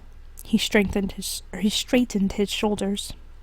She struggled to understand the Daniel's words. The intense process of healing Nitu shielded her thoughts from the things going on around her. He'd said someone was gone, and they weren't alone. It didn't make sense. Gone? Who's gone? The Kimmins. They've gone out to gather more of their people. Those Kimmins, who are used to being inside the walls, will guide Kimmins from outside into the fortress. Our hope is there will be one Kimmin to help each of the prisoners escape. Kale nodded. Her head sank back to the ground. Sometime later, she felt a touch on her wrist. She opened her eyes. Dar bent over her, fastening a slender green rope on her arm. What is it? She whispered. A glean band. It will protect you when the hornets attack. Kale sat up, letting go of both Litu and Jim. Hornets! Groggy from her sleep and the healing, she looked around the room for a battalion of stinging insects. Instead, she saw a dungeon devoid of prisoners. Not here yet, said Dar, as he placed the same kind of bracelet around Litu's limp arm. I am learning the most amazing things, Kale. Kimmins have warriors and arm themselves with natural weapons. They plan to bomb the Bison-Beck soldiers with hornets' nests. Clever, don't you think? Kale shook the muzzy feeling from her brain. Dar, what's going on? Did the magic return and cover the people, or are we really alone? How long have I been asleep? Whoa! Dar sat back on his heels and grinned at her. His ears perked above his head and waggled with excitement. It's nearly dawn. A while ago, the captives were taken inside the castle, being fed and given water, and helping themselves to clothing from the servants' quarters. But now, they're hidden in the third quadrant, awaiting the Kimmin's diversion. While the outer quadrants are in confusion, they will escape.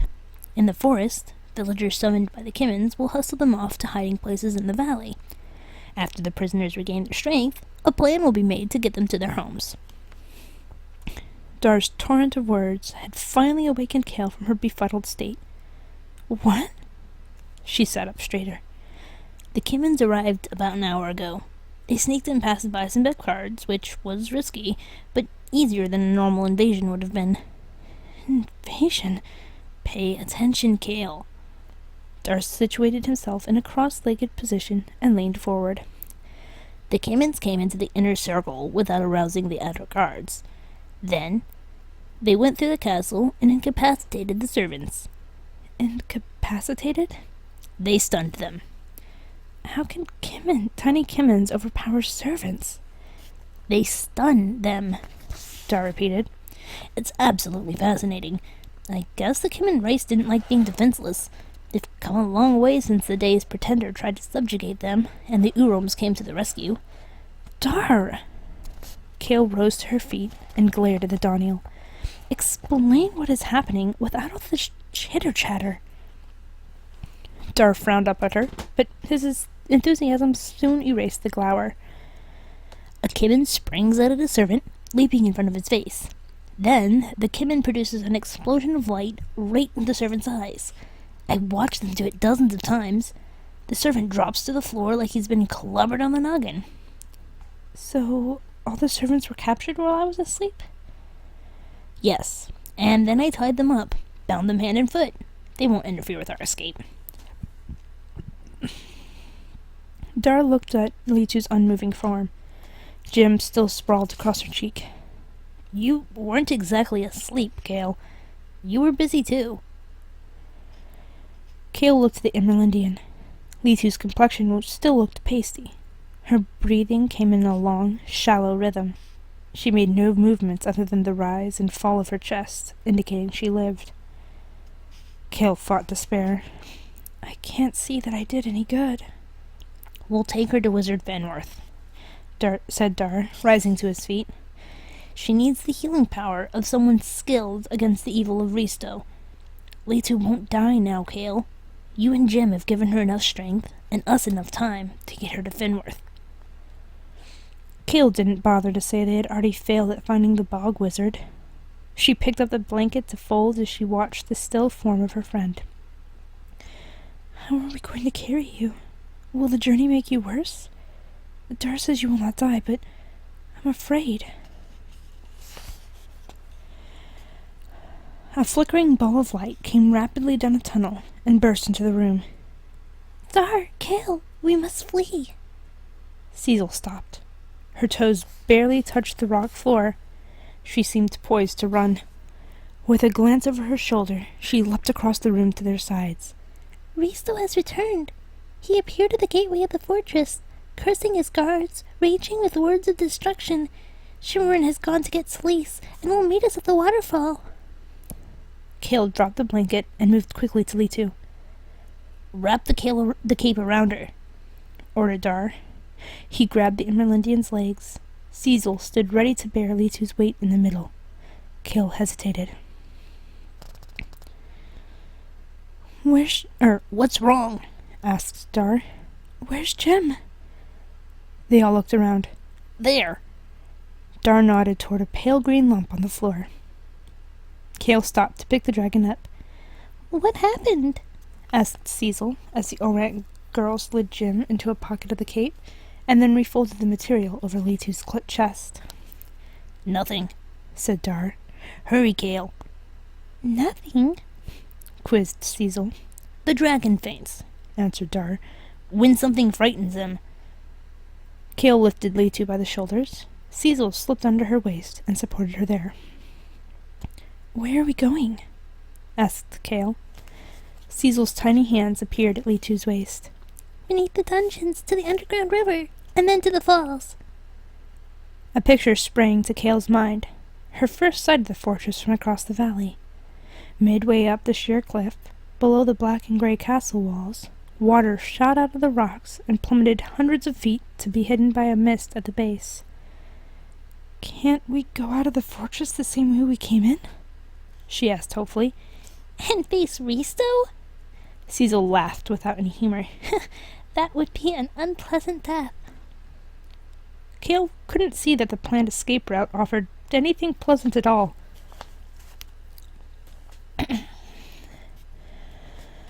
Chapter 26.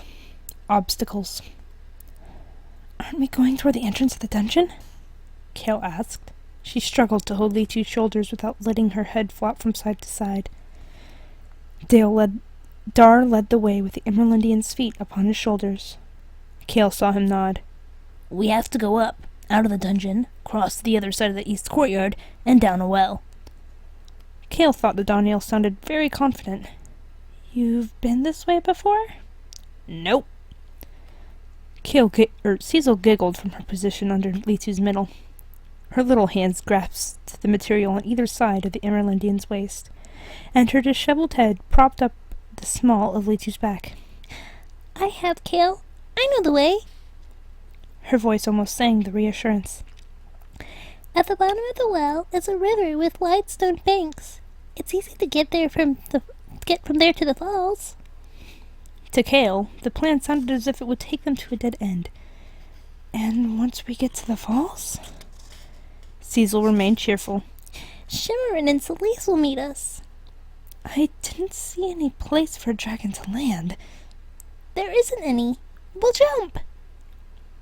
Dar halted dead in his tracks, and since neither Cecil nor Kale could stop immediately, poor Litu's body folded up, bending at the knees and waist like a rag doll. Unconscious, Litu made no complaint while the three straightened her out. Kale backstepped, and Cecil, who had been pushed to the ground, stood erect. Dar twisted to look under his arm at the Kimmin behind him. We're going to jump? He asked. There'll be a net. Dar's bushy eyebrows drew together in a fierce frown. His ears lay flat against his head, almost disappearing in his shaggy hair. How can there be a net? He scowled at Cecil. You're going to hang a net in the waterfall? No, the net will be wrapped around Celise. You just step off the cliff as she flies by, fall on top of her, and grab the net. Dar faced forward and started walking without any warning to those behind. Litu received a stretching jolt.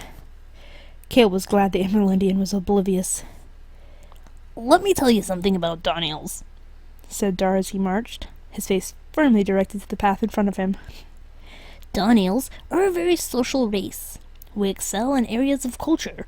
Daniels are comfortable among the aristocracy. Aristocracy. Yes.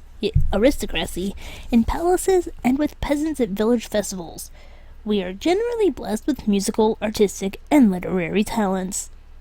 Daniels have been known to dwell among the Trumanhoffers in their underground cities. Daniels have sailed upon the ocean.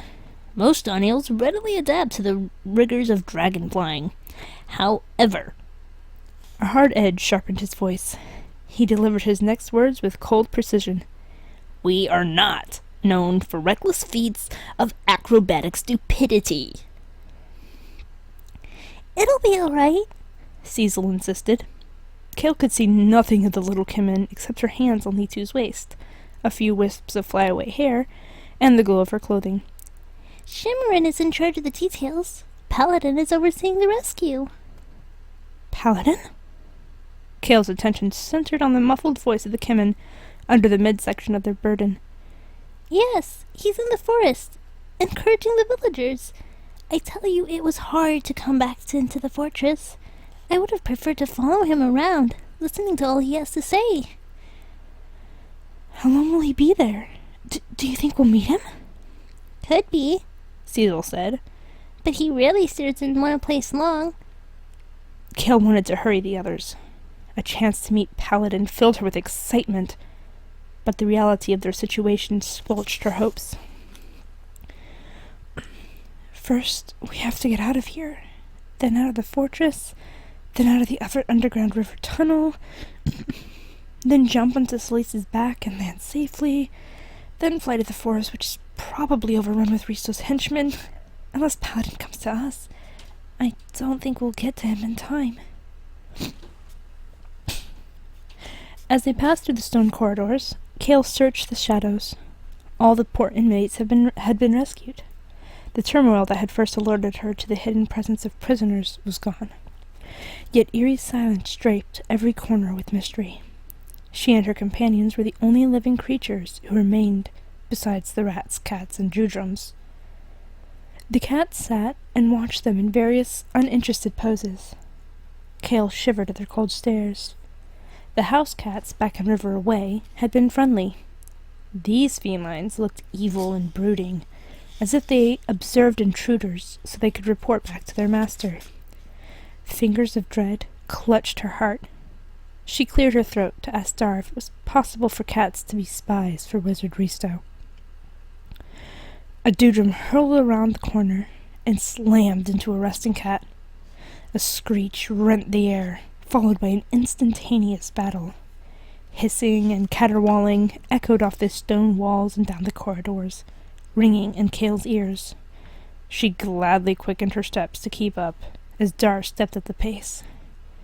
They reached the crude wooden ladder to the entrance of the dungeon. Kale's arms ached from carrying Litu's body. Although the Emerlindian's slight figure shouldn't have been heavy, her dead weight strained the Orant girl's shoulders. Kale wondered if the Kimmin and Doniel were equally taxed. Dar motioned to put their burden down.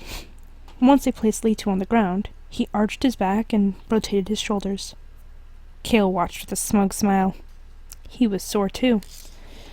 The Kimmin danced over to the ladder, and with no visible effort, skimmed up the steps. Her clothing hid her legs. She looks more like she's floating up those steps instead of climbing them. The way is clear, Cecil announced from her perch at the top. Bring your friend up. Kale and Dar looked at each other, then down at Litu's motionless body. Dar's strength surpassed Kale's, but his compact body wasn't suited to carrying the long, fragile Emerlindian. Kale was taller than any of her companions. "I'll carry her," said Kale. "Help me get her onto my back with her head and arms hanging over my shoulder." Dar wrinkled his brow, tilting his head as he looked at Kale with a speculative eye. Are you sure? Are you sure? Kale nodded. "I'll pretend she's a bag of potatoes I'm bringing up from the storeroom in the tavern." Dar chortled. She's a lot lighter than those big bags of potatoes. He grabbed hold of Letu's arms, efficiently pulling her into a sitting position. Kale bent over, and between her lifting and Dar's shoving, they got Letu's limp body draped over Kale's shoulder. Kale couldn't straighten up. Dar guided her over to the rickety ladder. Do you want me to push from behind? Kale heard a suspicious bubble in his words. "Are you laughing?" She huffed, and shifted her burden a little to the center of her back. No, of course not. Dar adjusted the moonbeam cape covering Litu. Do you require my assistance? No! "I can do this, and I can do it quick. I want out of this fortress. I've had enough of smelly dark holes. I've had enough of adventure. Oh, how I wish this were really a sack of potatoes. I wish this were the tavern basement." She put a foot on the lowest rung and shifted her weight upward. The branch forming the crossbar under her foot creaked. She swiftly stepped up to the next rung. The thought of Grawlegs and Bisonbecks and Mortal Cleeps and Wizard Risto lurking outside the dungeon entrance, waiting for them to come out, crossed her mind. She closed her eyes and hung onto the rough wooden ladder as her mind reached to the area above. No one but Cecil stood anywhere near them. Kale forced herself to move a foot up to the next rung. Adventures like this should be done by people who like adventures like this. I don't like them at all. And once I get out of here, I'm going to see Paladin. I'm going to talk to him and tell him how I feel. I'm not good at this questing. I'm going to leave Litu and Dar with Paladin, and I'm going to the hall. Maybe after I go learn about Orants in a part of the country that is peaceful and filled with Orants and nobody ever goes questing. And after I have been taught proper-like in a school that's made just for getting people ready to do things like questing and adventures, Maybe then I'll go looking for meech eggs and find bog wizards and battle growligs. She reached the hole and poked her head out. Cecil's soft glow illuminated the small yard. Nothing had changed since Kale had last seen it. She breathed a sigh of relief and scooted over the edge. Dar popped out almost immediately. "I'll scout ahead," said Cecil. Her light went out, and only a whisper sounding like a breeze indicated she'd gone. "Rest a minute," said Dar. Kale had barely eased Leetu down to the ground and collapsed beside her when Cecil came back. She whooshed through the arched doorway and settled between Dar and Kale. Her clothing began to glow a soft amethyst as she spoke. "There's fierce fighting at the main gate. The castle itself is deserted. We can save time by going over the terrace and passing through the banqueting hall and then the kitchen area. The well is just outside." "How did you find it so quickly?" Kale asked. "You haven't been gone a minute." Cecil's eyes widened.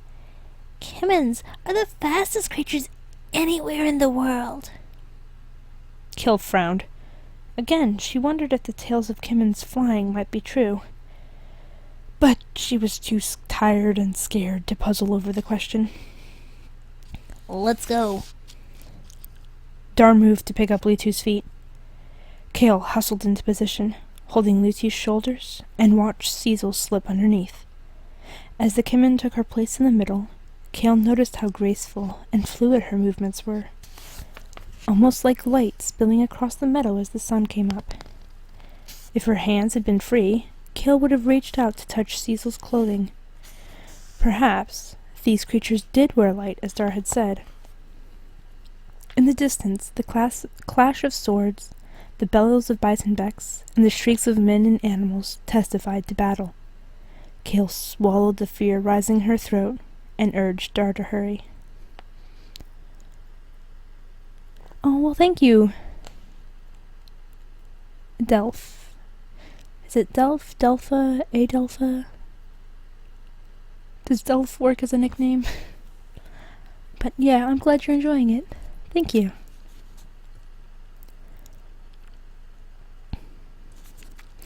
"You don't want me to go careening around a corner like a dewdrum and smack into a guard, do you?" "Cecil said the castle is deserted." "That was a minute ago. Things change quickly in the middle of a fight." His whisper came with a sharp warning. "Keep your ears open and use that talent of yours." They passed under a stone archway into the courtyard. Gingerly, Kale extended her mind. The encounters with darkness intimidated her. Reaching with her mind had been fun until the mortal cleaps took Leetu, and Kale first touched the horrible black void. Concentrating on mind-searching and trying at the same time not to mentally bump into the darkness, she stumbled on an uneven stone bank. "Watch where you're going," hissed Dar. Kale bit back a retort. Something moved ahead of them, not within their range of vision but just beyond. Her mind sensed two beings. "Stop!" she squeaked. "I'm sorry, Kale. You're right. I shouldn't be barking at you."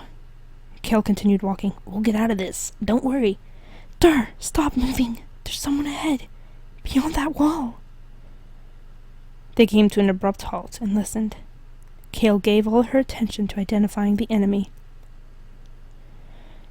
"Two bison-becks," she said as soon as she had clearly caught their image.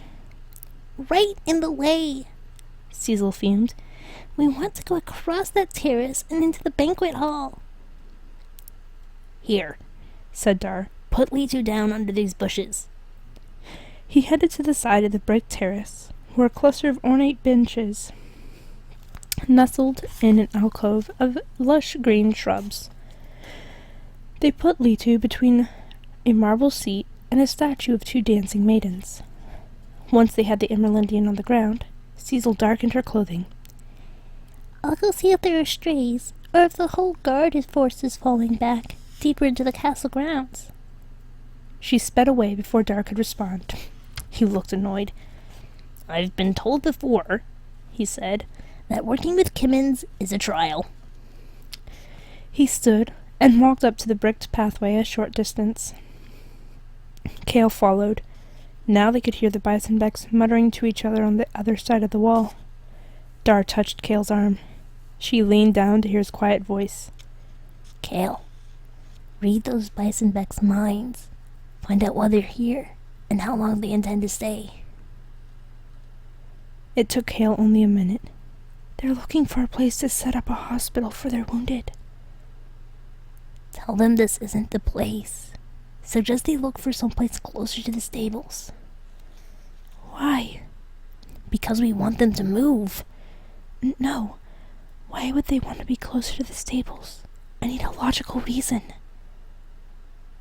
Dar rubbed his hand over his chin and closed his eyes. In a moment they popped open with a twinkle. Because we still have their heads if they put smelly, bloody soldiers this close to his living quarters. She closed her eyes and concentrated. Opening her eyes again, she grinned at Dar. It worked. Her pleasure evaporated. Oh, What's wrong? they're coming this way. Dar put strong hands against Kale's waist and pushed.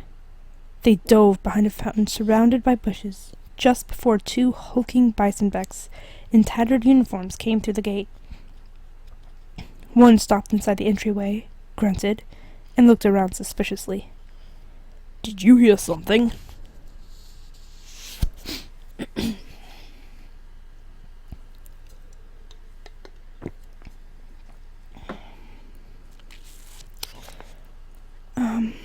Okay, I think we're gonna take another quick break while I go get more to drink, and then we'll go on to the next chapter. So, give me just a couple minutes, guys. I'm gonna pick a different ambient noise maker from the fireworks. Oops. Two.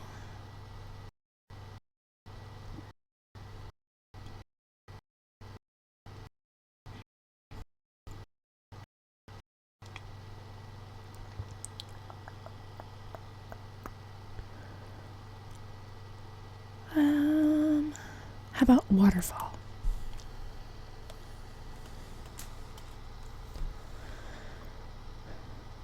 And okay, I'm gonna go on a break then, and I'll be right back, guys.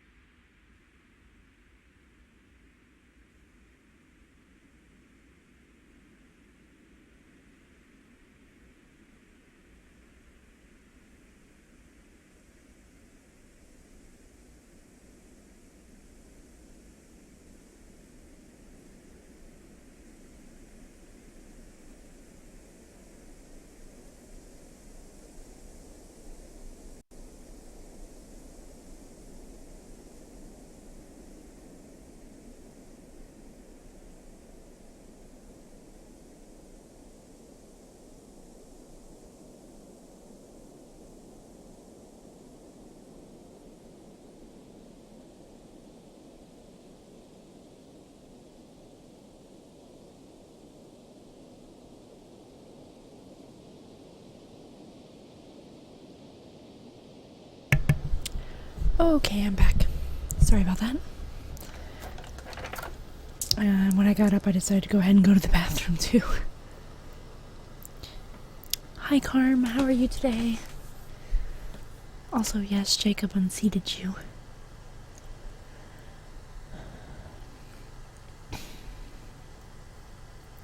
And I'm sorry that you've, gotten an anxiety, depression spike. Those are never fun. I hate those things.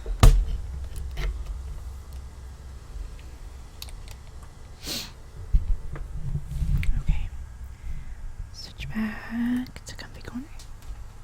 There we go.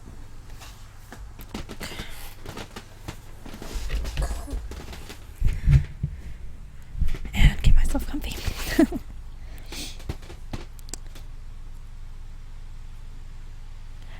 No, not my milk. I need my milk.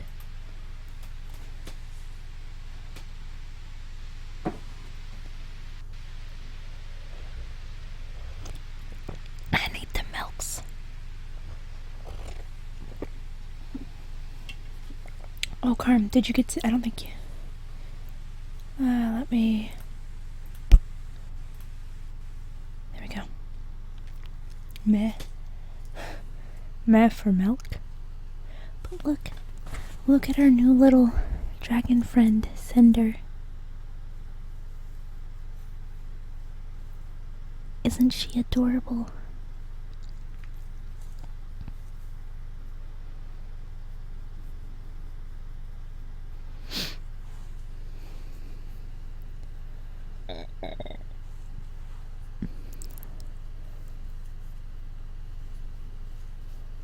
I think Carm doesn't like milk, though. I can't tell. Milk is so good, though. How about juice? Does you want juice? Juice is also very yummy.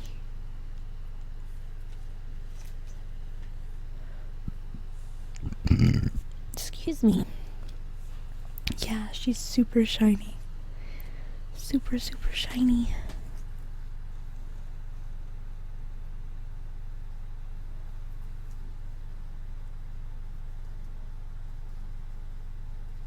And soft, too.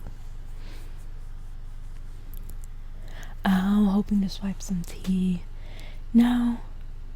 I thought about it, and I actually probably should have gone with tea because I bet honey would be easier on my throat than even milk is. But I decided milk would help with my throat and all the voices. But tea probably would have been better, especially with honey.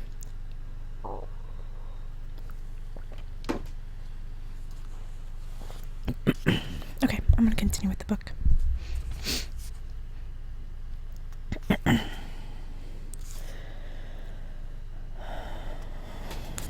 Light. I need you. There we go. Hashtag moo juice. Yee yee. Gotta love that moo juice. Alright. Chapter 27. Locked doors. The two Bison-backed soldiers snorted and grumbled at each other. Kale couldn't make out what they said. She watched with relief as they ambled in the other direction, carelessly poking under and around the bushes. Afraid of drawing their attention, she mind-spoke to Dar. What are we going to do? Stay hidden. That's all right for us, but we didn't exactly hire Lee to. Kale glanced back at the alcove and gasped. Dar, she's gone. Dar's head snapped around and then back at Kale. She's not gone. She's wrapped in the moonbeam cape. Kale, try to keep calm. Kale bit her lip and turned back to study the patch of ground beside the carved bench and stone maidens. After a moment, she detected the tip of Litu's boot near the foot of a marble dancer and a tendril of blonde hair close to the elaborate seat. The soldiers worked their way around the far end of the courtyard and started back. She held her breath. As long as Litu stayed still, she would be practically invisible. That could happen. After all, the Emeraldian hadn't moved on her own since they found her. Kale's head swiveled as she first watched the bison becks, and then Litu's concealed body. The soldiers rattled the bushes directly opposite their hiding place. Dar touched her arm and motioned her to follow. Darting from a clump of tall flowers to a fountain, from bushes to statues, from one spot of cover to the next, he took them to an area already searched by the enemy. They passed the gate they hoped to use for an exit. From the new location, Kale eyed Litu's position, and then watched the warriors. The bison becks, growling and poking swords into the shrubbery, edged closer to the statue. Tell him to be still. Who? Jim. Kale followed Dar's gaze. He stared at a place between the tip of Litu's boot and the lock of hair. The moonbeam cape presented a bump in midair that gyrated, clearly visible. Jim, oh Jim, don't move. The enemy is close. Be still. Please be still. Don't wiggle. Don't move. Freeze. Jim responded. Once again, the moonbeam cape served as camouflage. One of the big brutes thrust his sword into the shrubbery behind the statue. The other leapt onto another bench and peered in and around the alcove. Kale thought her heart would pound right out of her chest. Be still, be still, be still, she chanted in her mind. The words were for herself, as well as the baby dragon. Kale wanted to bolt out the gate. The soldier on the bench jumped down behind the statue and started around it. He stumbled over Litu and fell flat on his face. Ah! Oh. Ah! The battle cry came not from the fallen man, but from Dar. He rose up beside Kale with his sword drawn and charged the man on the ground. Kale's eyes widened as she watched Dar's blade sweep across the back of the man's neck. The soldier howled and rolled. Dar held his sword in two hands now, with the point down. The bisonbeck's arm came to catch the Daniel's leg in a great, meaty hand. Dar plunged his weapon downward. The silver blade stuck in the enemy's chest. Kale was on her feet, running to help. The second soldier sprang toward Dar. Look out! She screamed. Dar tucked himself in a ball. Instantly, his shimmering bubble covered him like a turtle shell. The blow of the bisonbeck's blade rang off the magical shield. Screaming his frustration, the soldier jumped at Dar with both feet. He landed on top of the shell, forcing it down with a crackling snap on the bricks. Kale stopped her forward course and plunged into the bushes, running behind them to a place of better advantage. The soldier either heard her or saw her. He left Dar and bellowed as he approached the manicured thicket. She dropped to her knees and crawled into the underbrush. What can I do? What can I do? Make him trip? Blind him with a flash? Hello, Yoshichi. As far as the book goes, I'm not sure where it's sold now. You can probably find it on like Amazon. It's called Dragonspell. It's by Donita K. I purchased it at a Christian bookstore. As far as the heist goes, you earn points based on how much time you have spent in the stream. If you do !gems, you can see how many you have.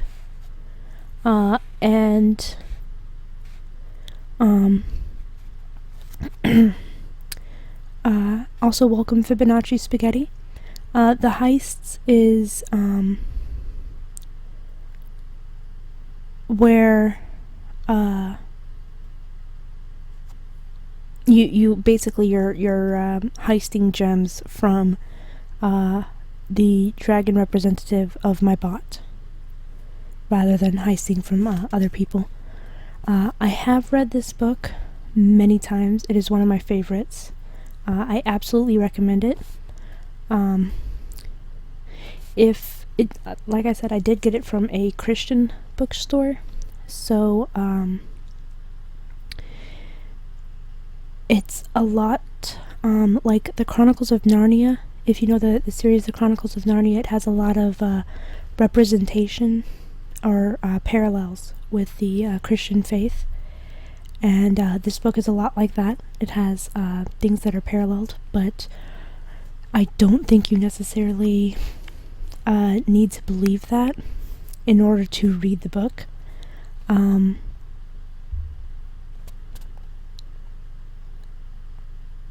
But just it's there, and it's somewhat subtle. Some of it isn't very subtle. It's like, okay, I see what you're doing there. But some of it's kind of subtle, ignorable. But it is part of a series. I think there are 5 books total in this series. I own all of them. But yes, you probably can get it on Amazon. I know there's other books by the same author that I've seen in Barnes & Noble or Borders bookstores. But I'm not sure if these ones are still. I mean, the book came out in, let me see,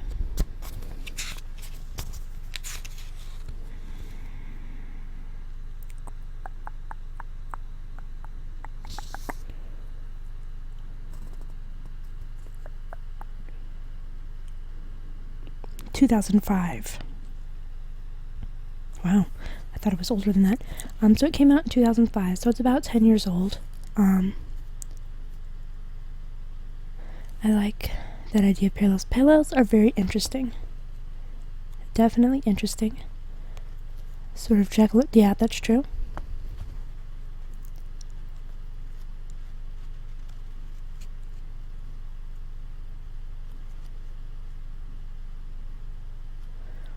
What puts up a lot of stuff up for free? Frying pans. Also, we don't have a rule against curse words because I tend to curse myself. I do try to keep it away during the Creative Corner or the Comfy Corner streams. The usually Wednesday night. Tonight it's Thursday night.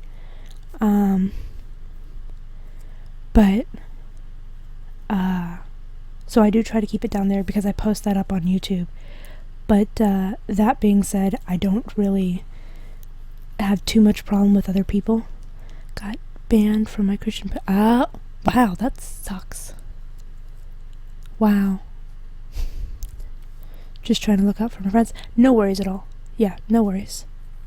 Yeah, when I play Majora's Mask, there's a lot of curse words. A lot. Rampant piracy and thievery. Oh, okay.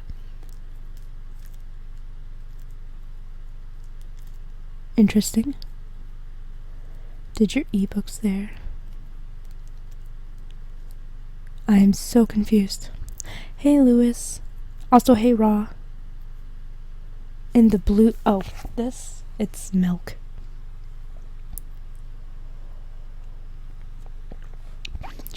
Just regular milk.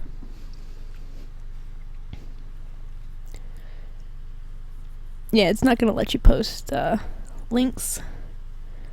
I don't think any of my mods are currently here. Hello, Jace. How are you? Oh, yep. Caught yourself, Jacob.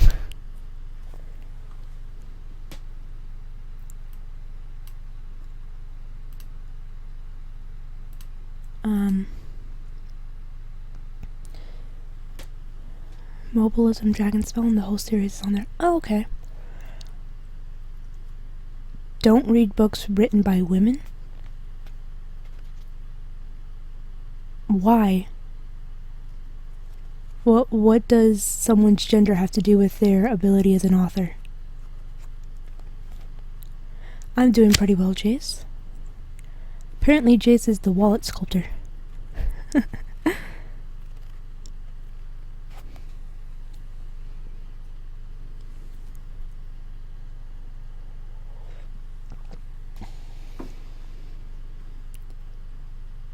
That feel when you realize Harry Potter was written by a woman.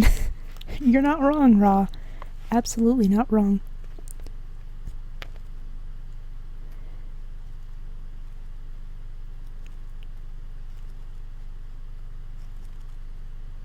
Well, I will respectfully disagree with you, Frying Pants.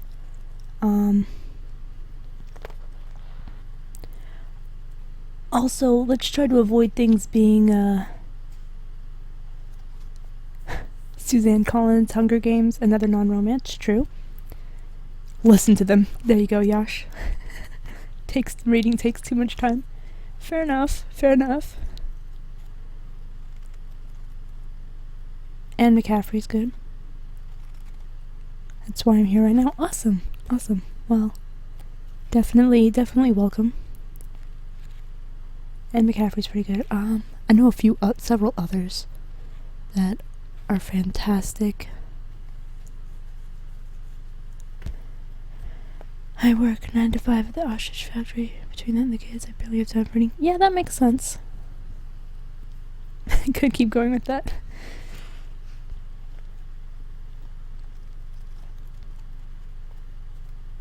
Like to stare at people's lips as they read. I can understand that. I don't think I know Mercedes Lackey. I don't think I've heard that name before. Someone else who has kids. Jacob is so happy. Percent chance of getting to stay off school, 70%. Oh, is it a possibility of like a snow day or something, Lewis? Those are always nice.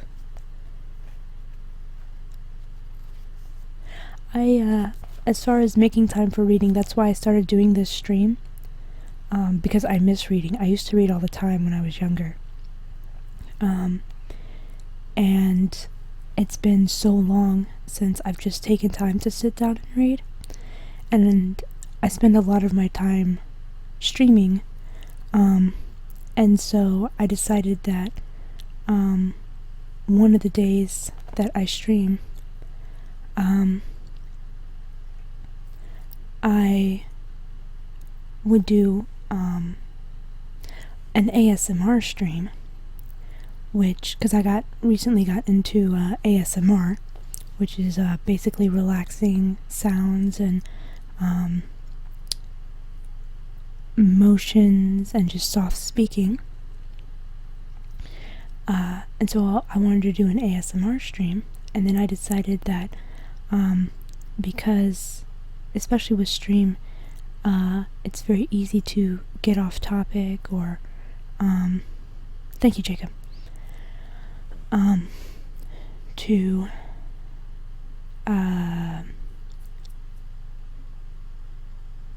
just get distracted, not have a set plan on what you're doing with the ASMR when you're talking to other people. I decided that a good way of doing that would be to read books on stream. So no, it is not Frying Pants. ASMR is basically it's mostly for relaxation and to help someone sleep, to help people with anxiety. It's helped me through several anxiety attacks or panic attacks. So there are some people that try to sexualize it, but that's not what it is intended for. I guess sometimes some people could do that within a sex hotline. I don't know. But that's not the intention. Oh, thank you, Fibonacci. 2 B seat. Yes, I love my Papasan chair. I am kind of sad though because it's starting to fall apart at some of the bindings. And so I kind of need to get a new frame, but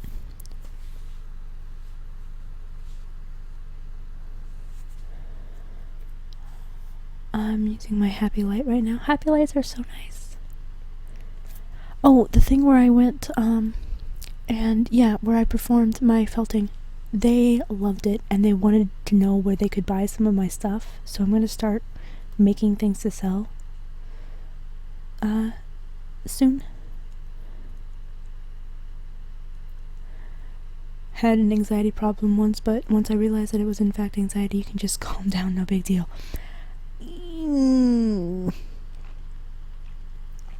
No, not necessarily. Some people can.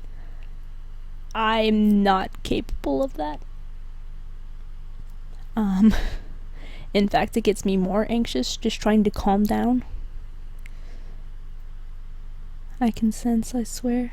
Best thing for anxiety is quick exercise. Exercise makes sense. Cheer like that once. Yeah, it does. It wears down very easily. It's quicker. Yeah, it's never been that easy. Well, yeah, that happens, Yash. 3:30 checking in.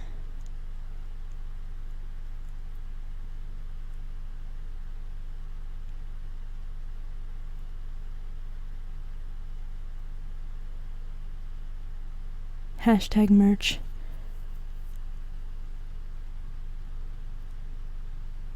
Dorky merch. Yeah, eventually.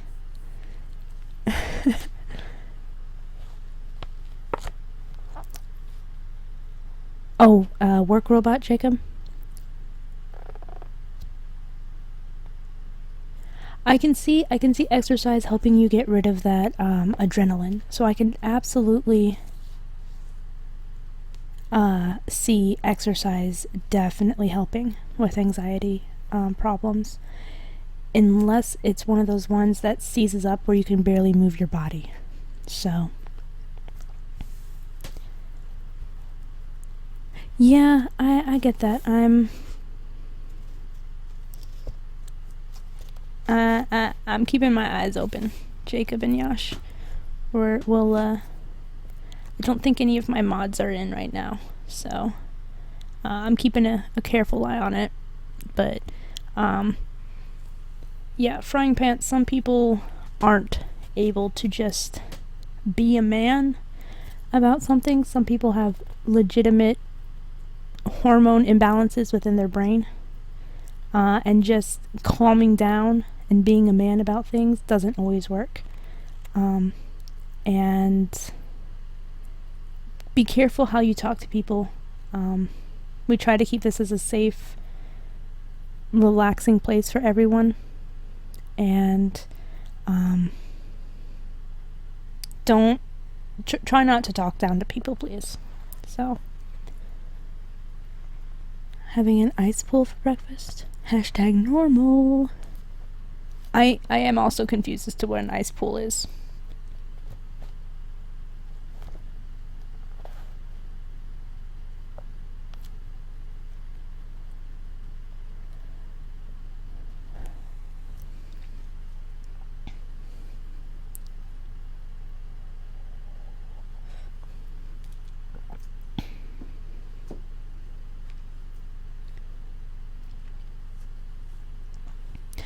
I have my gain turned down pretty low, Yash. So it doesn't pick up a lot of the noise. And then also the boom arm is supposed to help reduce vibrations. It still picks up a little bit like my computer humming. I can hear. I don't know if I have it set to where you guys are still able to hear it or not. But it's just a matter of having the gain balanced properly, as well as having as many things anti-vibratory as well.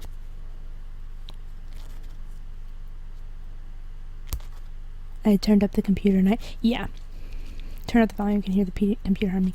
Yeah, I want to eventually get a shock absorber that should help with that, but I don't know how much it will help. Other than that, I am planning on getting a new computer soon, and hopefully it'll be quieter. No, part of the stream is it being quiet, so I never would have noticed. Yeah, that's... I'm glad that it's not noticeable unless you bump the volume way up, so... Oh, okay, so like flavor ice, Lewis.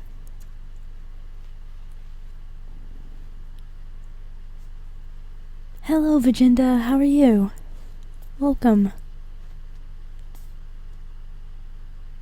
Yes, Vajinda, yes, I've rated mini modes stream a few times. This is the dork side.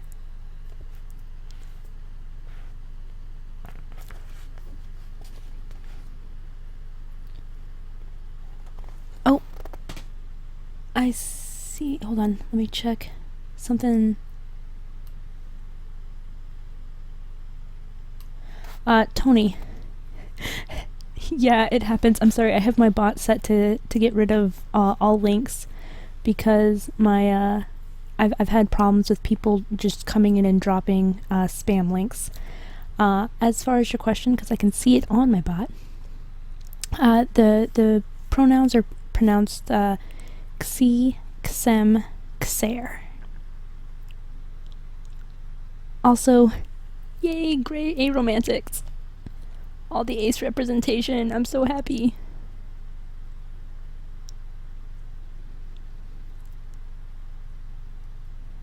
Almost didn't recognize me without their costume. Yeah.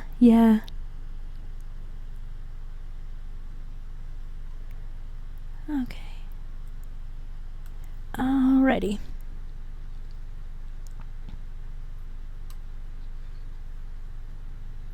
Just staying comfy. Oh yeah. All the comfy corner. Okay.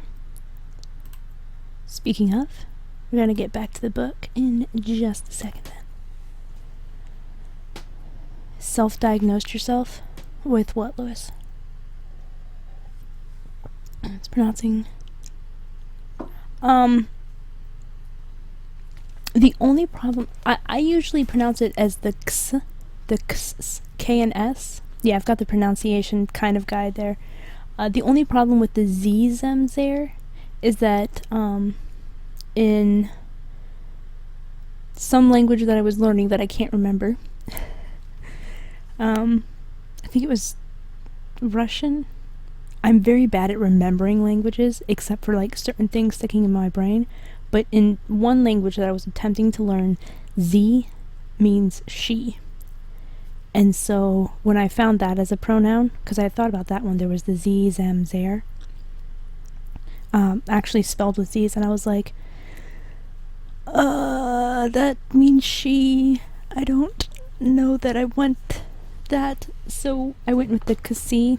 Also, they, them, their is also perfectly fine. Like Prince Xizor from Shadows of the Empire. I'm not familiar with Shadows of the Empire, but I'm assuming if it's pronounced Xizor, then yes, that is correct. It reminds me of the French, and I do not like the French. Where? I can fall asleep being read a story. Yes, that is the point. I think it's just a singular transcode. Let's see. There we go. Yeah. Or keep it simple like I do and refer to Ray as Ray. Yes, that also works.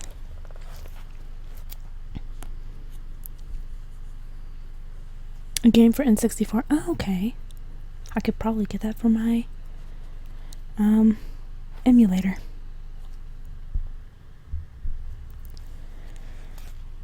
I've been using they as a neutral pronoun for like 15 years. I'm happy. Yeah, I mean, I don't understand why people have problem with using they. Like, I've even mentioned it to someone. I was like, you know, if you don't know what someone's gender is, you can always just use they. And they're like, well, if I see someone on the street and I can't tell what their gender is, I'm not gonna just call them they. And I sat there and I'm like, you just did twice. I don't. Mobile so crap. I diagnosed myself with a condition because screw doctors. I hate them. Well,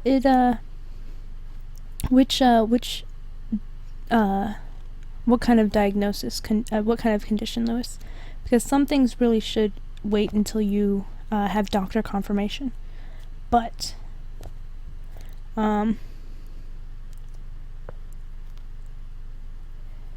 switching to my bedroom PC. Okie doke. No, not it. Not at all. I am not a thing. Oh, thank you, K-Pasa. It's, Cuddle Duds. And it is like the softest thing ever. Also, welcome, K-Pasa.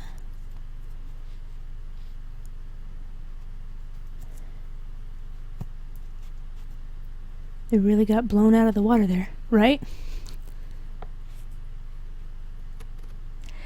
Yeah, I would definitely talk to a doctor. I'm in agreement with you there, Ra. Especially with mental conditions, it's much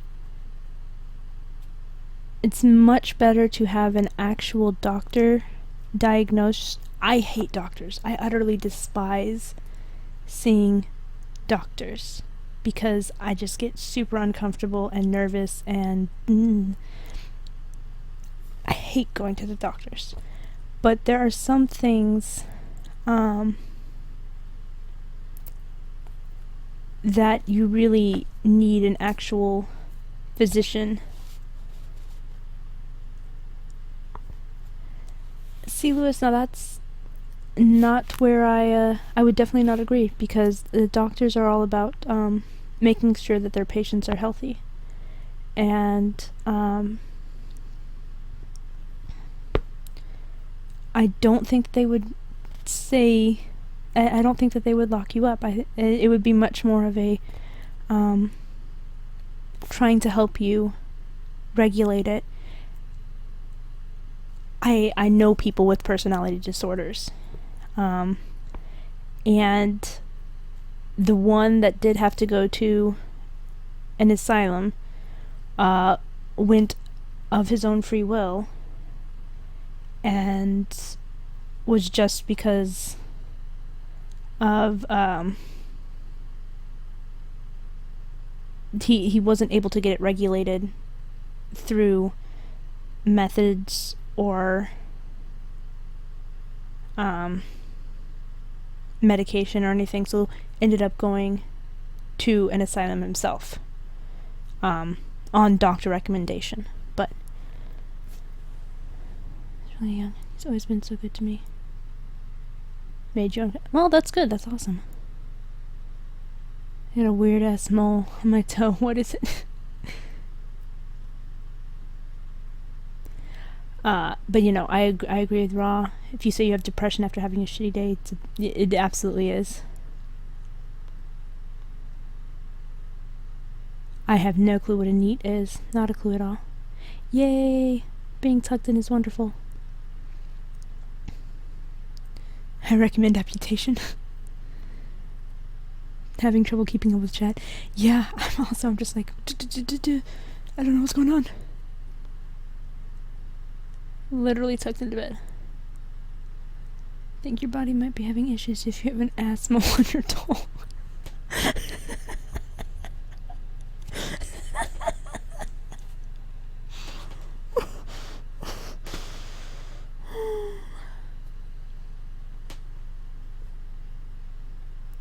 Had to break down. They were gonna.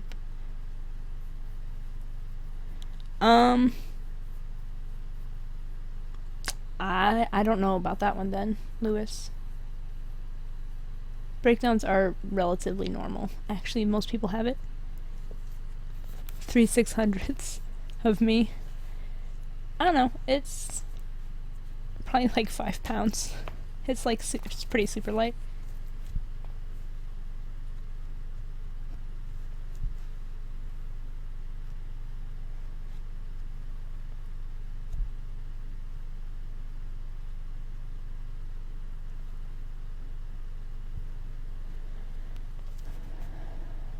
They're not.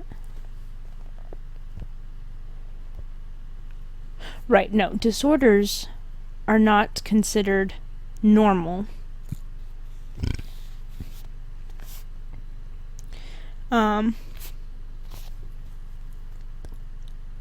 But breakdowns are relatively normal. So, like, many people end up having it, even if they don't have personal disorders. I can't read it. What does it say? What does it say? Tony Ogbot, thank you for the follow. Glad you're enjoying the stream thus far. Hope you continue to enjoy. And as always, welcome to the dork side. If you never had a breakdown, then by statistical definition, that makes you not normal. Don't worry, it's coming. Or a child. I don't know a lot of kids that have breakdowns.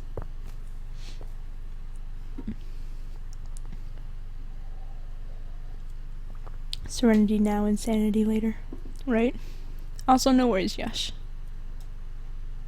Your breakdown virginity will be popped like a balloon someday. Dear God. Vagenda, please. To know what you mean by breakdown. Yeah, it does kind of depend on what sort of breakdown, but the what you were describing with what Lewis was describing with just the crying and the sobbing does not sound like the type of breakdown that you would need to go to a mental institution over. But that's just me. I don't have a medical degree, but still, unless there were other underlying problems that they did definitively know. But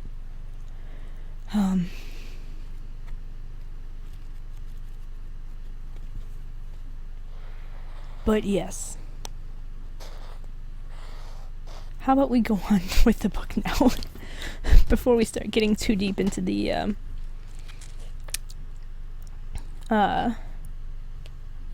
mental disorder discussion. Unless you guys really want to, in which case that's fine. But I sort of have a therapist chair. I am not a therapist by any means. I know how I personally deal with my own problems, and I'm very good at helping other people in the best way that I can, but I am absolutely not even remotely a therapist. Is there romance in this book? No, actually. The therapize me. No. Do not take my advice as actual therapist advice. Please, dear God. Went to my therapist today. Very good. Freud, get over here. It happens, Vagenda. Like, the majority of my quotes are just barely veiled innuendos that I did not intend. The majority of my quotes are Freudian slips, which is very strange for an asexual to have, but, you know. There is not any romance in this book. It is part of a series, and the main character does end up having a relationship. But not until, like, book 3 or 4, I believe. Alright, Lewis, no worries. That sounds fine to me. Boom chicka brown cow. Boom chicka bow wow. Hey, chicka bum bum. I'm gonna start dropping red versus blue quotes up in here. To a therapist, and I think it messed me up more than I was before. I don't have any problems, but now I'm someone who's gone to a therapist. I think, I don't think it makes you any less of a person. It just means that you're someone who has sought help for, things that you felt were beyond your control. And there's literally nothing wrong with asking for help and it not working. Because sometimes it doesn't work. But no, you're definitely not less of a person for having seen a therapist. I have seen a fair number, and I had one that did help me. The other ones, not so much. In fact, the only reason I actually went to the last one after the failed attempts of the others, the one that did help, was because my parents would not let me go back to college unless I agreed to see a counselor. And it was actually a counselor rather than a therapist. So, I don't know, that was a little easier, especially because the other ones I felt judged me a lot, and I don't like being judged. So, literally brown cow milk mix. Did I watch RT Go? I don't know if I did or not. You're very welcome, Yash. Post HO Zebra? Huh? Boom chicka brown cow. Wait, reverse. Something about a puma? No, man, it looks more like a big cat. What, like a puma? Yeah, there you go. Hashtag therapy Thursdays. Well, I do believe that things got harder when I started seeing my therapist because I opened up things that I've been bottling up for all my life. It's getting better now, though. Better than before I saw my therapist.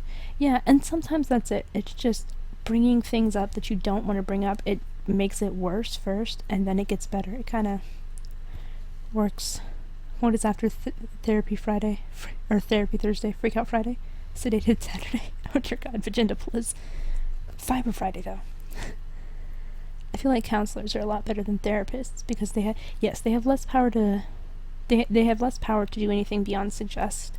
And mine was also very, very sweet and very understanding and didn't judge me for anything I said. When I get sad, I just think about the man in the moon and my day is perfect. Man in the moon with the silver spoon. Little boy blue. No. Cats in the cradle with the silver spoon. Little boy blue and the man in the moon. That is an old song. Oh, yes. Yes, Lewis, I have. I've seen a lot of the RT Goes. The, Achievement Hunter Go, rather. I knew you'd get the Puma reference. I just recently got the, Red vs. Blue official fan guide book that I pre-ordered the day it came at the day that they had it available for pre-order.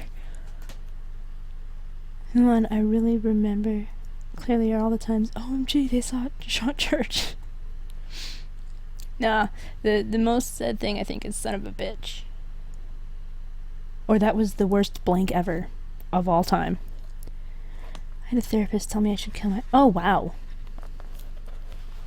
Yeah, Vinjinda, absolutely need to report him. We'll get together then. How about we dump this book and watch YouTube videos about Hitler? No, that's not relaxing. I mean, if it's relaxing for you, absolutely. Go for it, dude. But I'm a book. The book is so good. Also, book is about dragons. Yeah, I'm really happy, Virginia. We're gonna have a good time then. Back to the book. Okay, Jacob. We're about halfway through. Nice. I don't even remember where I was.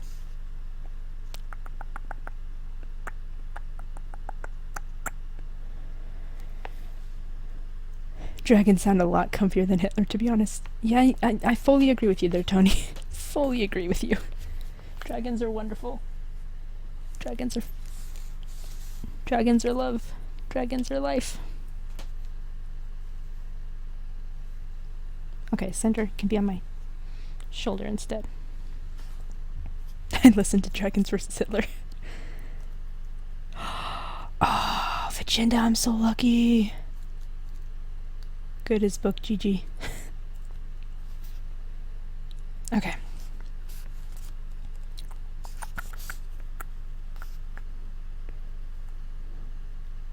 Try to delete but press M.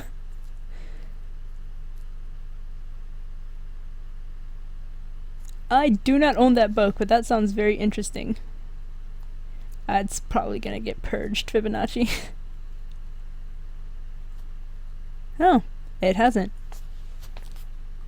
Interesting. Bot usually purges links. Give me pizza. Dragon Armor is a nickname I had in high school. Nice. So excited for the book. Okay. I just gotta find my spot. Bot rip. At least you got the gems though. No, probably not, Yash. Maybe YouTube videos are allowed because the song system is sometimes activated.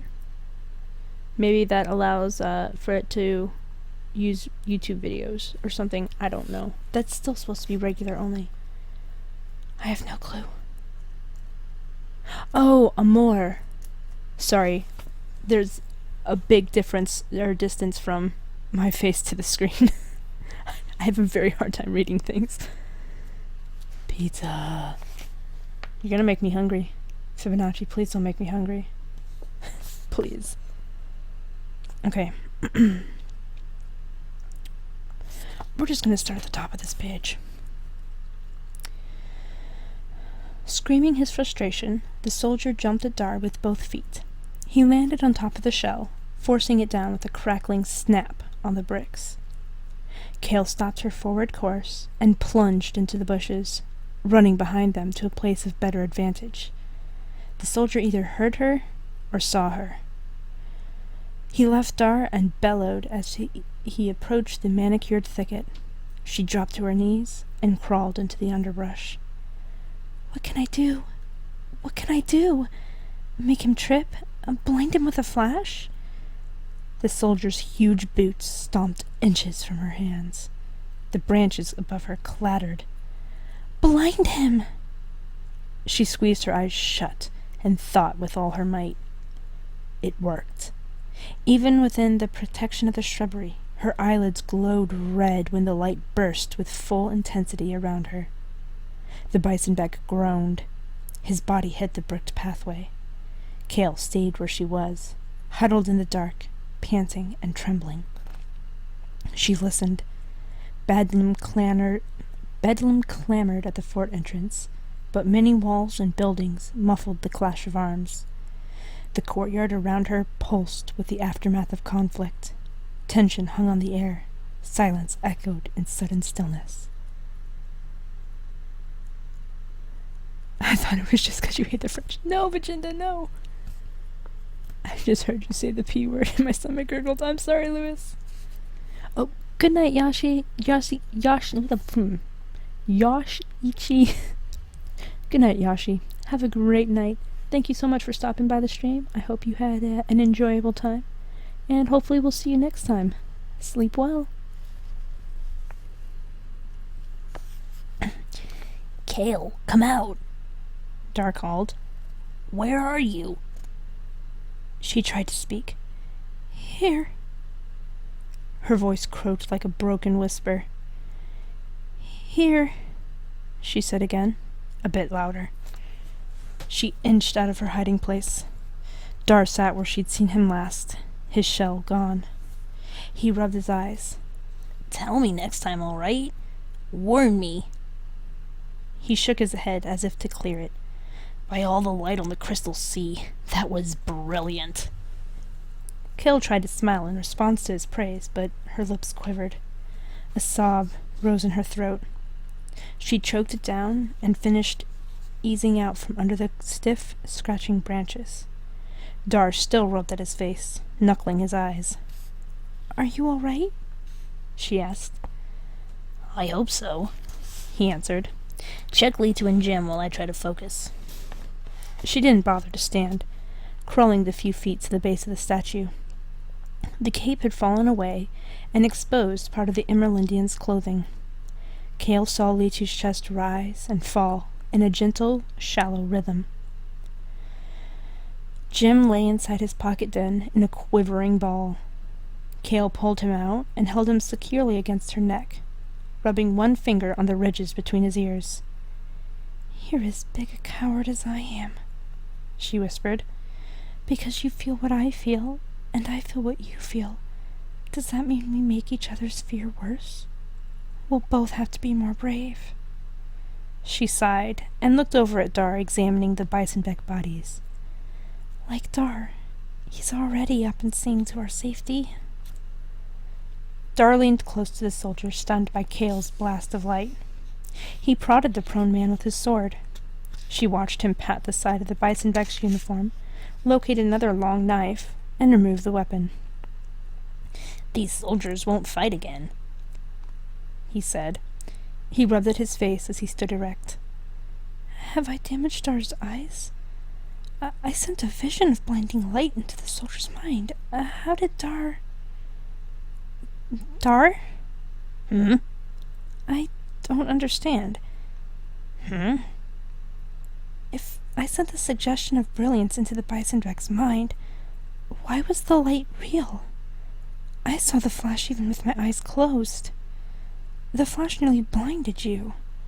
No one should have seen it but him." She nodded toward the man at Dar's feet. A puzzled frown tightened Dar's furry features. He looked down at the soldier, and then up at Kale.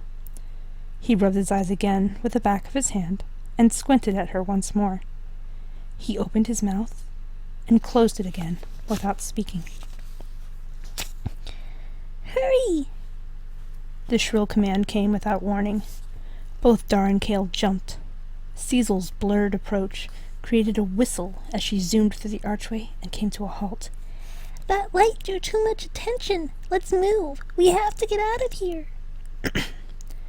They ran to pick up Litu. "Where have you been?" Dar demanded as he hoisted the Emerlundian's feet to his shoulders. Kale let go of Jim and to snatch up her end of Litu. She didn't want her injured friend to hang upside down off the back of the agitated Doniel. Jem's little claws poked through the material of Kale's blouse as he clung to her shoulder.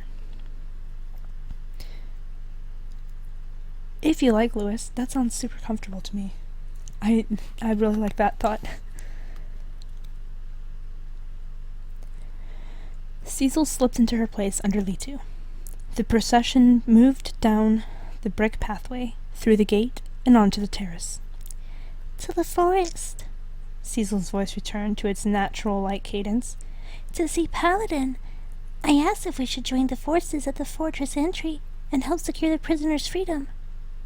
Dar's ears perked up. "And?" "He said no. Our priority is to get Litu to safety. We go through the river cavern." The Doniel soldier's shoulders The Doniel's shoulders drooped. He trudged wordlessly across the polished stone surface of the elegant terrace toward the wall of glass doors that gave entry to the castle. Shouts sounded nearer now. The rumble of determined troops grew louder as boots tramped in the corridors between buildings. Dar reached the first door. "It's locked," he said over his shoulder. "Back up a couple of feet." Once in position, Dar kicked a leg out, his heel aimed at the pane of glass next to the handle. His foot hit the glass and bounced, sending the shock of impact back through the four waiting to reach safety. Dar growled. "Enchantment," said Cecil. "It's reinforced by magic." "How are we going to get in?" Kale looked with apprehension toward the garden wall that blocked their view of what was happening in the narrow castle passageways. Flickering torches could be seen as they passed on the other side. Citizens of Risto's castle compound rushed about in the night. How many of them were soldiers? Dar caught Kale off balance when he swiftly sidestepped into the next door. She scurried to follow, struggling to keep Litu from slipping from her grasp. Dar tried the knob, and then quickly went on to the next. "Look," cried Cecil. "Down at the end. Open windows. See?" Kale saw what she meant just as Dar took off at a trot down the side of the building, passing all the doors. 3 feet from the ground, a row of windows stood open. The panes of glass and wooden frames tilted outward on metal hinges attached at the top. Dar put down Litu's feet. The others lowered her carefully to the ground. Cecil, said Dar, you go in first, Kale next, and then we'll pass Litu through. Kale ducked under the pane of glass and disappeared. Cecil ducked under the pane of glass and disappeared inside. Kale crouched to get in position. Dar exclaimed under his breath, Wonderful. His tone did not indicate pleasure. Kale lifted her eyes to his face. She followed his gaze at the same time she heard a commotion. A half-dozen bison-backed soldiers marched up the steps at the far end of the terrace. The warriors spotted Kale and Dar. 2 gave a triumphant shout. Twisted grins sprang up on their ugly faces. Kale took in a sharp breath. Go, Dar ordered... Excuse me. When your wardrobe plays are on point. Wardrobe plays? I was confused. Go, Dar ordered Kale, pulling a sword from its sheath. Kale turned away from the window and stood. She, too, pulled her small blade from its scabbard. She moved to stand next to Dar, in front of the crumpled heap that was Litu. The bison-backs advanced, taking their time. They obviously thought their prey was cornered. Kale felt a flutter at her leg and knew Cecil had joined them. A heavy, droning noise from beyond the wall grew louder. Cecil chuckled. The bison-backs looked nervously toward the outside of the castle gardens. They took a few more uncertain steps towards Kale and her friends. The drone changed pitch, higher and piercing. People screamed, punctuating the inhuman buzz. The soldiers stopped and stared at the direction of the uproar. A black mist appeared at the top of the wall, a thin trickle followed by a thick mass. At first, Kale thought it was a mortal cleep, but the darkness was not dense enough to be one of the swamp monsters, and mortal cleeps were totally silent. The reverberating buzz came from the cloud. With a yell of terror, the warriors turned and ran. Cecil chuckled again. Hornets, said Dar. The swarm turned with a purpose and zoomed after the retreating soldiers. They won't hurt us? Asked Kale. They pass over those wearing the protection of Paladin.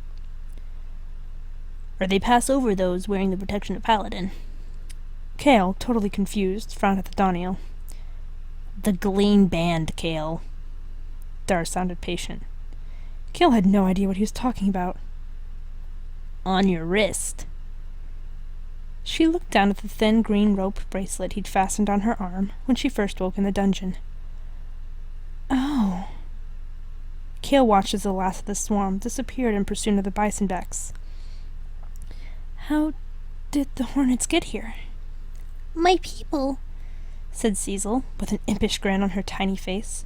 We plucked hornets' nests from forest trees and hurled them into the fray. She hopped up and down and giggled. The menacing hornet drone faded, along with the shrieks from the soldiers being stung. Kale reached up to her shoulder. Where's Jim? She patted under the collar of her blouse where the baby dragon might have hidden himself. She began looking around on the ground. Here he is. Dar handed her the limp creature. He was under the window. Fainted again? Cecil shook her head in disbelief as she came closer. She put out a finger and touched the little beast cradled in Kale's palm. Is he all right? He did just faint, didn't he?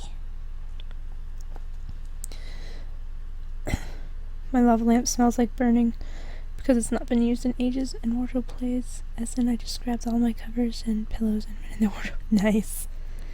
Also, I miss having a lava lamp. Mine got broken. I miss it a lot.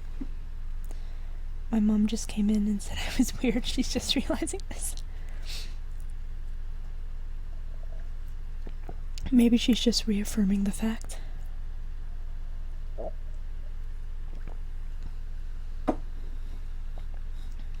Come on, Cinder.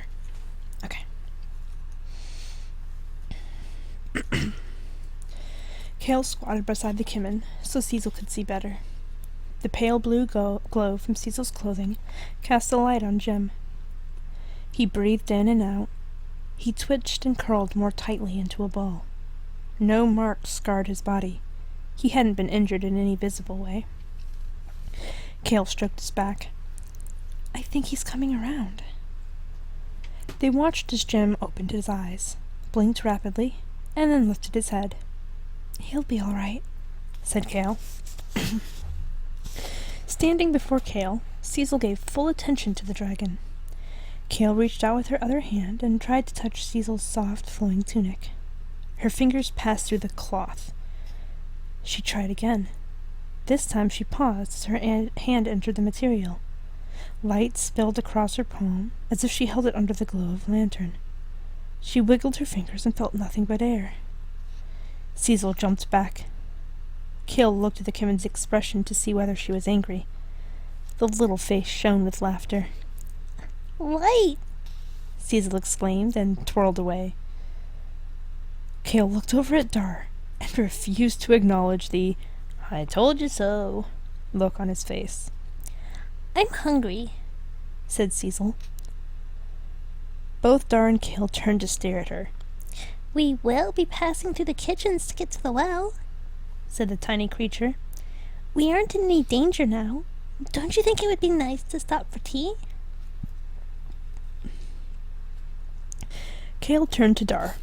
This was something she would expect him to suggest. Not this time. He shook his head as he sheathed his weapon. We still have to go down that well, follow an underground river, and jump onto a dragon flying by. Somehow that doesn't do a thing to whet my appetite. Okay, Cinder. We are just going to pop you up here because you don't want to stay on my shoulder.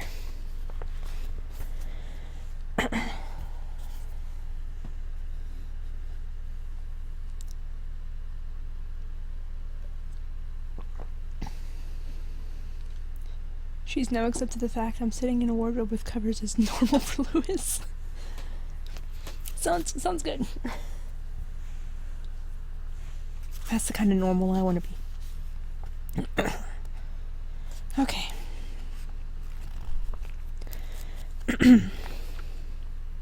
Chapter 28. Leap of Faith. Getting down the well wasn't as difficult as Kale anticipated. They sat Litu in a bucket, with her legs straddling the rope, then tied her on. Cecil rode down with Litu, untied her, and then pushed her off onto the stone bank of the river. Kale climbed in the bucket next, and Dar lowered it. When she stood on the stone bank beside Litu and Cecil, Dar came down hand over hand on the rope. Kale checked Litu for any additional bruises.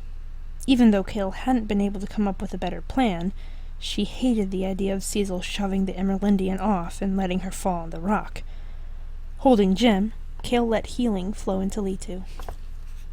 When she had done what she could under the circumstances, she turned, frowning at the Kimmin. The bucket on the well rope hung over the edge of the river, not over the stone ledge that served as the fast-moving river's bank. "How did you drop her onto the bank instead of into the river?" Kale asked. She spoke loudly over the rushing tumult of the water. We swung back and forth like a pendulum. Haven't you ever ridden on a swing tied to a tree and jumped off? Chapter 28, Becoming Part of the Brotherhood? Yes, Lewis.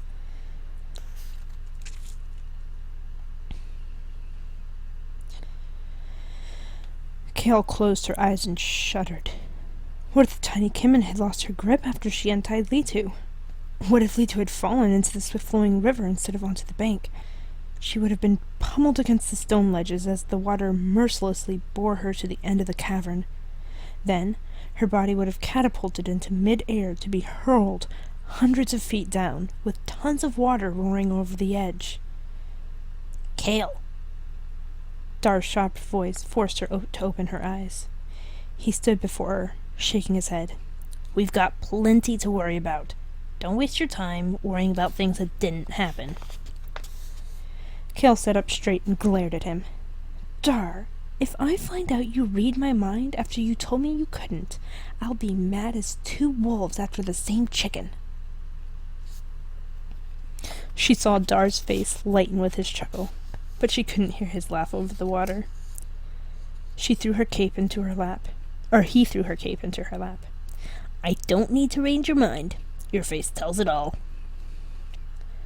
I wonder if that is truly so, Mr. Dar. It seems to me that Daniels are full of surprises and mysterious ways. You cook and sew and sing and play all sorts of instruments and fight and travel and seek adventure. You aren't like anyone I ever met. He grinned at her, and the open friendship in that smile melted her anger. She stood and swung the cape around her shoulders. It felt good to have it on again. I like having Dar as a friend. And Litu and Cecil. I wonder if they think of me as a friend. When you're a slave, you're nobody's friend. Not really. I think I might like questing just a little, because I have comrades, and comrades are like friends. They entered the huge cavern, with the river running wildly beside them. Cecil's bright light cast a shadow in front of the Daniel and behind the Orant girl. Above them, Litu's shadow danced on the rock ceiling. A constant mist rose from the tumbling waters. Every surface glistened with a sleek sheen of moisture. Their boots slipped on the uneven stone underfoot. The spray mixed with perspiration on Kale's face as she held tightly to Litu. I see lights ahead, said Dar. They paused, and Cecil dimmed her light. I see them, said Kale. They're like fireflies. Kimmins! Squealed Cecil. She hopped out from beneath Litu's middle so quickly that the pull of the Emerlindian's slight weight caused Dar and Kale to stumble a step closer together. Put her down gently, Kale urged to Dar as Cecil skipped ahead of them. Kale collapsed on the stone floor and leaned against the wet wall. Dar stood with his hands on his hips, watching as Cecil greeted her kinfolk and brought them back. The sound of their merry voices rose over the raging water like melodious wind chimes. It reverberated against the cavern walls with ringing notes accented by laughter. Every muscle in Kale's body ached. She pulled Jem into her hands and stroked him, knowing his healing powers would give her enough stamina to finish this trip. She stood to greet Cecil's friends. She held Jem in her left hand, with his head tucked under her chin. Cecil held 4 bright spots of orange light. Cecil led 4 bright spots of orange light. The Kimmins glided over the rough passage. Cecil hopped over the last small boulder. Kale, meet Xavion, Veezy, Deshay, and Glim. She pointed to each of her companions in turn. They are the trio family. We got bored, said one of the tiny men. Kale thought he was the Kimmin named Xavion. The second man, Glim, spoke up. We've been waiting for you at the cliff. Nothing to do there, so we came to meet you. Deshay bounced as she talked. We can help you carry your warrior. Veezy grinned and blinked her eyes against the sudden spray off the river. Paladin sent the trio family because we're the best airborne escorts. Trio? Asked Dar. There are 4 of you. Airborne? Asked Kale.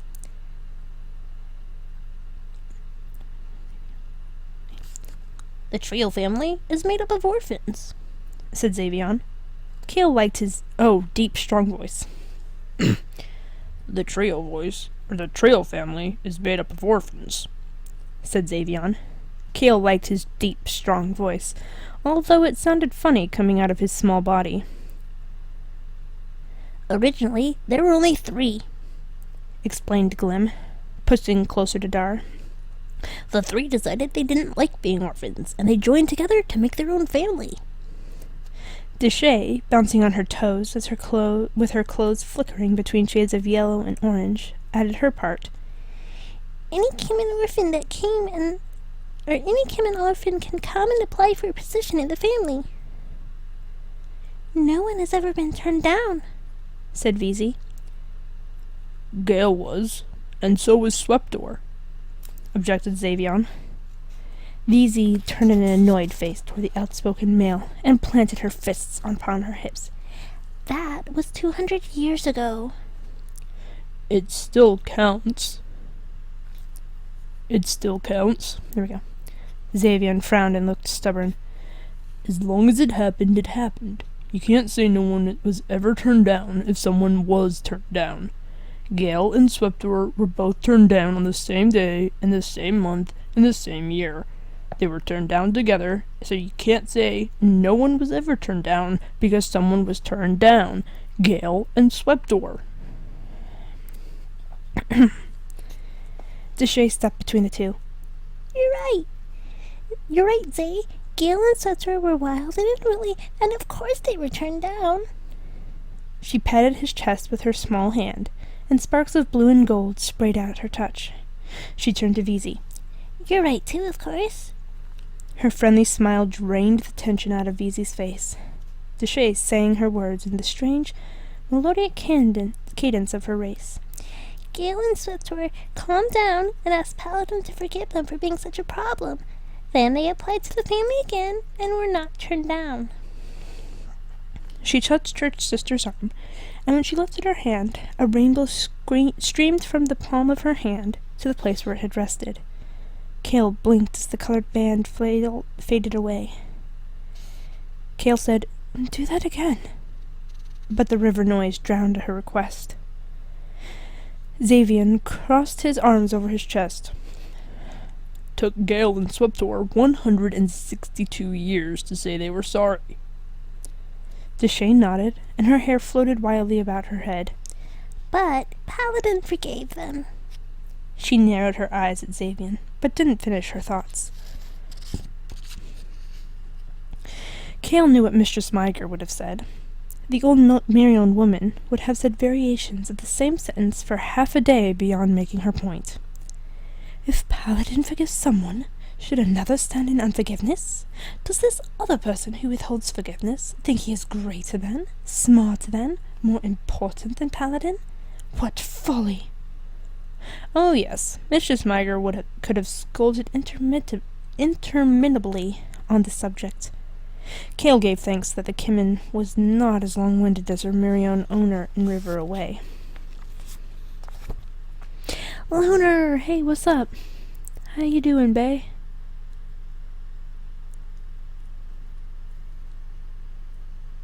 Very lovely mood tonight. Oh, good.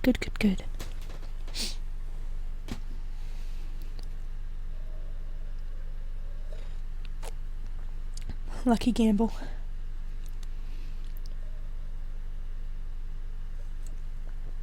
Yep, Pyre tends to be, moody, but looks like he was good to you today.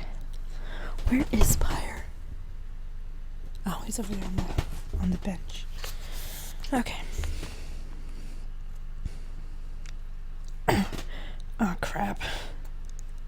I just realized I'm gonna have to sing in a high-pitched voice. It's good to an extent. Fair enough. Still here, just chilling. Hashtag rain chill.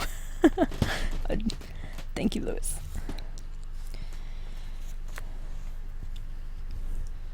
Veezy pointed at Kale. She doesn't know what we mean by airborne escort. My name is Kale. Kale frowned. I don't like being called she anymore. When I was a slave, I wasn't important enough for some people to remember my name. But since I've been away from my home, people have called me Kale, and I like it. Kale Aileron. Veezy stepped closer and looked earnestly up into Kale's face. I'm sorry. Truly I am. I know you are Kale, the Dragon Keeper. Everyone knows about you. You're famous. Paladin has said you are a fine servant. He said you are brave and true. We begged to be chosen as your escort. Oh, nope. I confused VZ with... Which one's VZ? No, Xavian's the one with the deep voice. Whoops.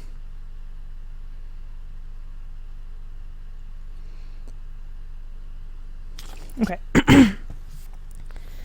Let me redo that. Having a good time with hashtag Rain and Chill. Oh, yay! Yay. That's gonna be a thing, I get the feeling. The one I have a crush on found out today. Didn't go bad, but it didn't go amazing. Well, at least it didn't go bad. So there's that. There's a possibility for good things, Lunar. Okay, so I have to change my voice for this. I'm sorry. Truly I am. I know you are Kale the Dragon Keeper. Everyone knows about you. You're famous. Paladin has said you are a fine servant.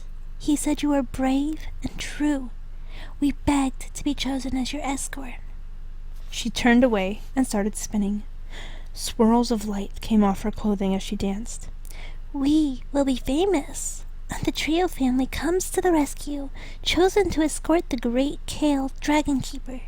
For the intrepid trio Kimmins joined the warrior Litu's rescuers and gave their airborne support as Doniel and Orient jumped from the Risto cliff onto a passing dragon.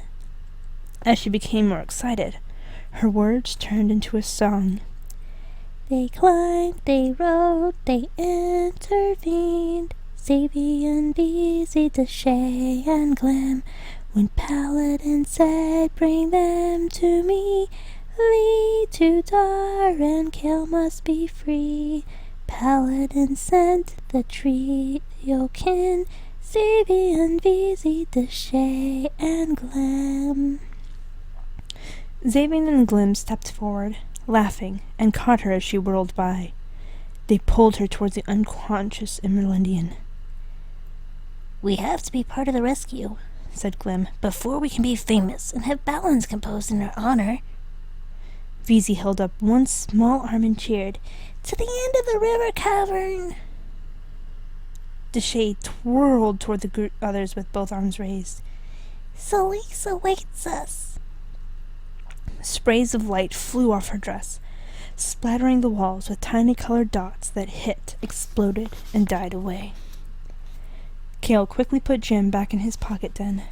Dar bent to pick up Litu's feet. Kale hoisted up Litu's shoulders.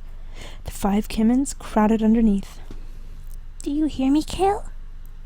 Yes, Cecil. The trio family members are always flamboyant, but they do their jobs well. Don't worry. Paladin trusts them. Do you think it's true? What? That Paladin said those nice things about me. Why, of course. I also heard him praise you. But he doesn't know me. Walter knows you, and Paladin knows what Walter knows. They think like one person because they know each other so well. A glow of well-being spread through Kale. Jim had taken the soreness from her muscles. The trio Kimmins had lifted her spirits with their silly disagreement and their enthusiasm. Litu felt extremely light. Kale felt like she was doing little more than holding her friend's head while the others carried most of the weight. As the Kimmins marched, the colored lights of their garments shifted continuously. Did this reflect their moods? Did they play with the lights on purpose, perhaps to keep boredom at bay? Kale watched with fascination, and the end of the river cavern came quickly. The sight took Kale's breath away. Beside them, the water plummeted off the cliff edge in a roaring cascade. In front of them, the valley shadows stretched for miles in velvety dark shades of green, blue, purple, and black. Above them, the stars pierced the darkness with tiny breaks of white sparkle. The moon lit the few wisps of clouds with luminous light. It sounds like a Bob Ross painting. That's why I feel good to an extent. Could have gone better, but we did discuss things for 5 hours. Nice, Lunar. I revealed my crush to a girl in high school and got immediately rejected. My life story. Oh, guys, no. You will find the ones you are waiting for. Jacob's already married, so I've been immediately rejected so many times. I was so nervous to tell them how I felt, but they were okay with it, even though they didn't feel the exact same to me.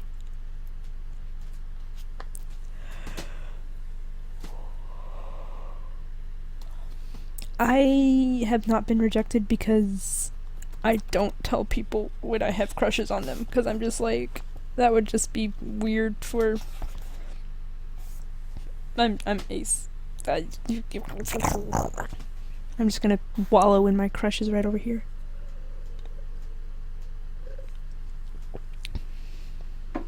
That or prefer not to have their gender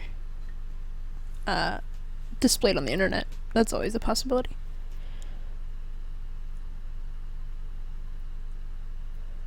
That sounds very very solid and smart, Lunar.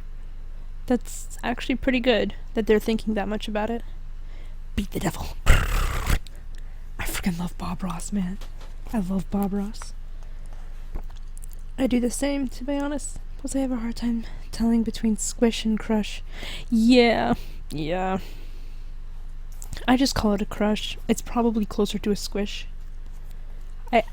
For me, I have crushes because I'm asexual panromantic. And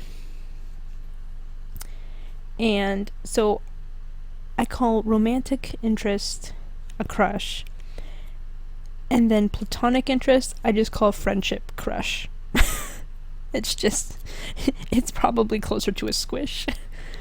But I'm just like, I would friend that so hard. I would friend it so hard.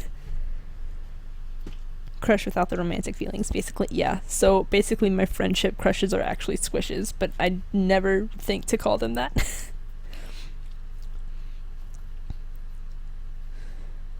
Pretty solid way of going about things. Yep. Thank them for actually thinking about it. They thank me for being I mean, at the very least, Lunar, it sounds like you guys have a solid friendship. And so even if there's not a return of feelings, it sounds like you guys will still be pretty solid friends. So that's always a bonus. I have to pay respects. Ruined. See, I didn't understand the ruined thing. I saw it in the Bob Ross chat all the time and I just didn't get it. I was just like, explain asexual to me. It means no, that's not an asexual is someone who does not experience sexual attraction.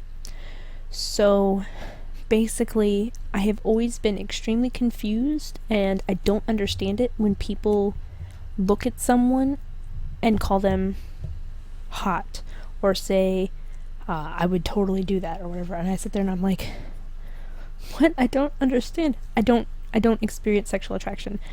Asexual people, that's basically all asexual definitively means. I personally am a sex repulsed asexual. I don't like the idea of myself participating in anything like that. Hi Connor, how are you? I love you, baby. Welcome.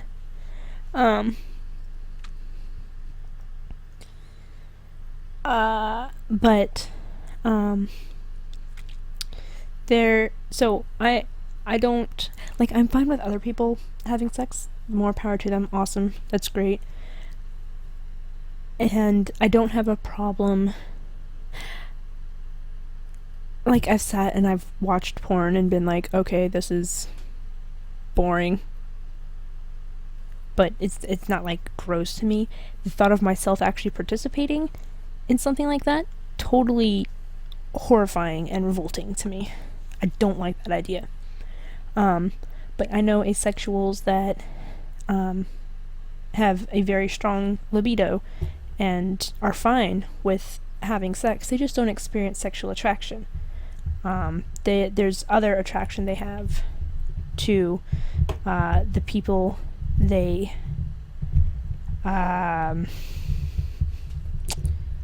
are intimate with. There's a different attraction rather than a sexual attraction for them.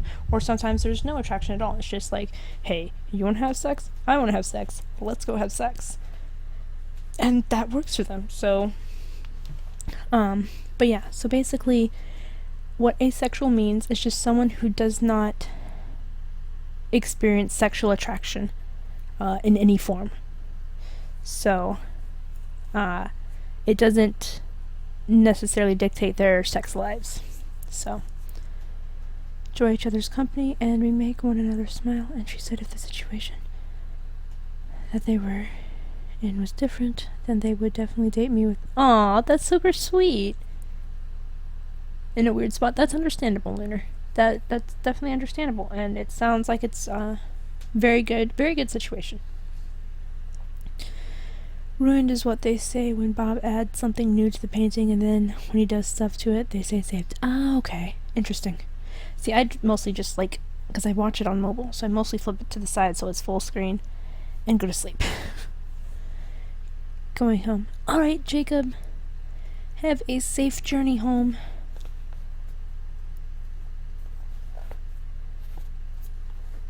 Exactly.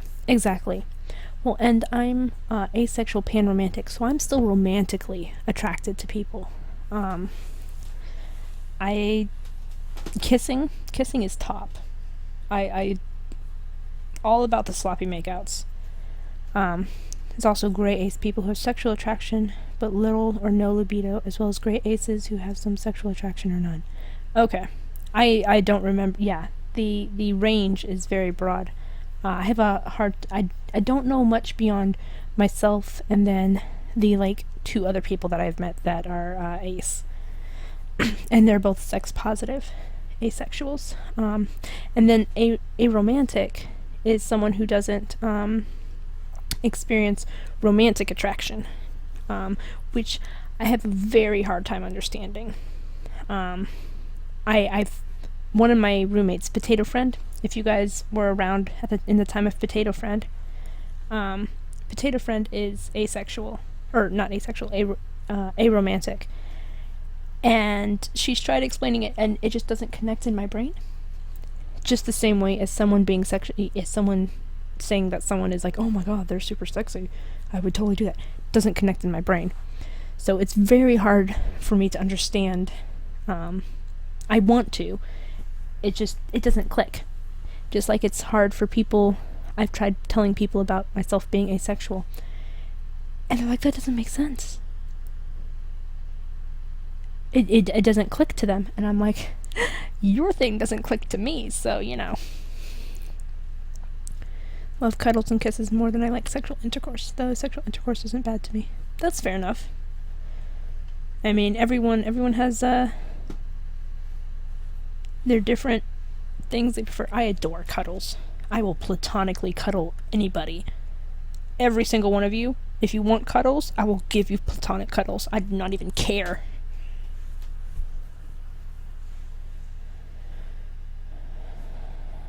Somewhat sad that it wasn't a yes. Yeah, that makes sense.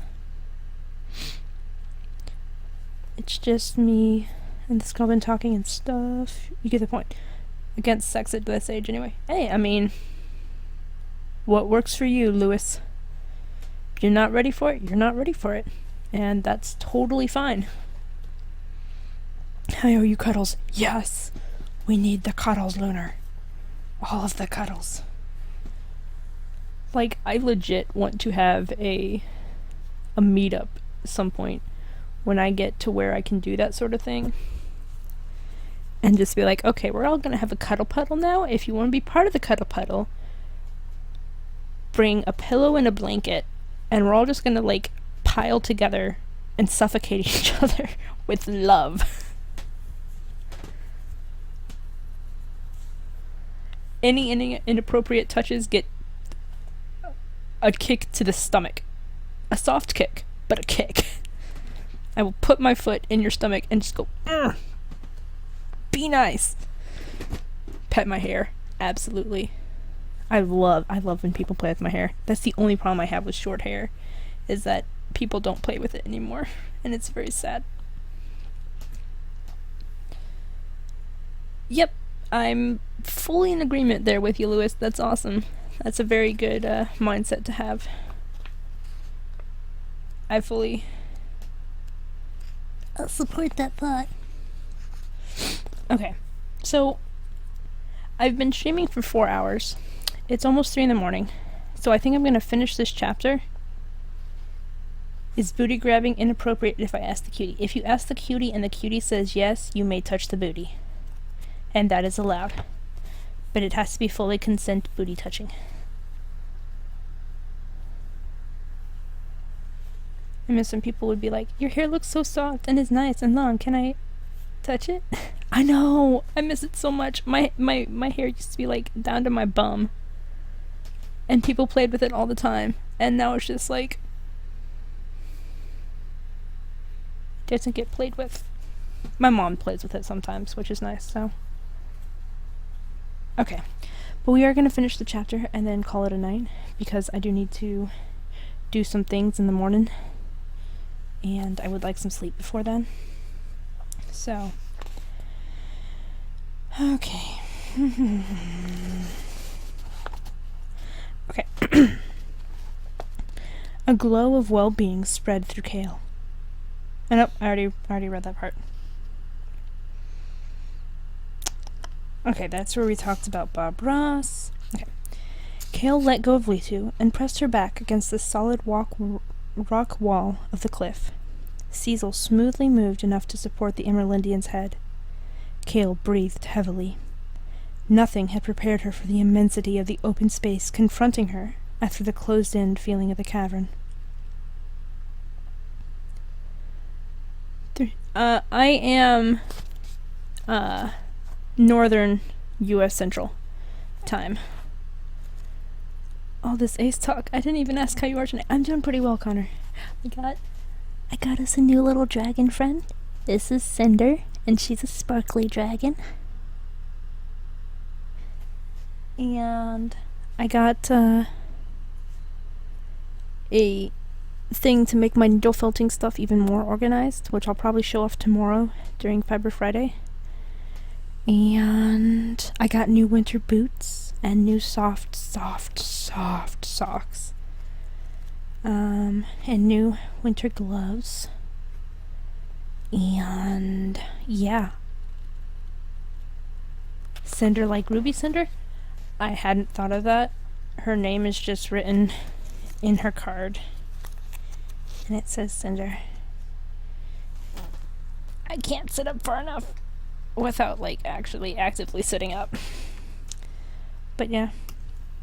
But yes, like Ruby Cinder. But she's not evil. She's not either. He's not evil.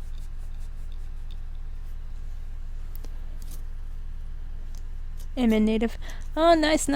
I'm Illinois, so. I repeat my question. She's not evil. She is not evil. She's a good little dragon. Rawr.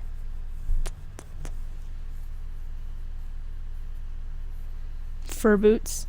Yeah, mine have a bit of fur on them, but they're like, I don't know. They look more like hiking boots, but they're thermalite, so they're like really warm. And they're waterproof, so fantastic. Okay.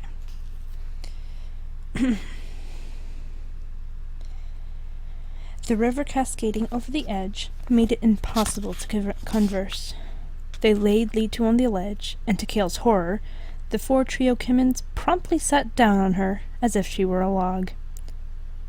Kale heard Cecil's light laughter in her mind. They're keeping her warm.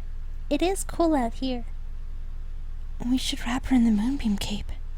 Kale started unbuttoning her cloak. No, the Kimmins need to be able to hold her securely when they jump with her to Celise's back.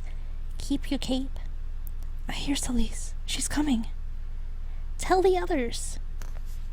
Kale mind spoke to Dar, and the 4 Kimmins at once. A flurry of activity followed. Everyone seemed to know how to help, except her. She watched them lift Litu and carry her away from the waterfall, along a shelf, to a place where it narrowed into nothing more then a thin lip jutting from the rock face.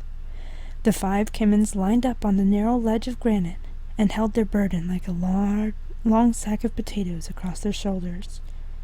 Cecil gave last-minute instructions to Kale. Celise will carry you E2 and the Kimmins to Paladin, and then we'll return for you. Kale felt a moment of panic. Wait here with Dar. Shimmerin and I will return for you as soon as we can. In the distance, a black shape approached from high over the valley. Kale could see Celise's huge wings beating slowly.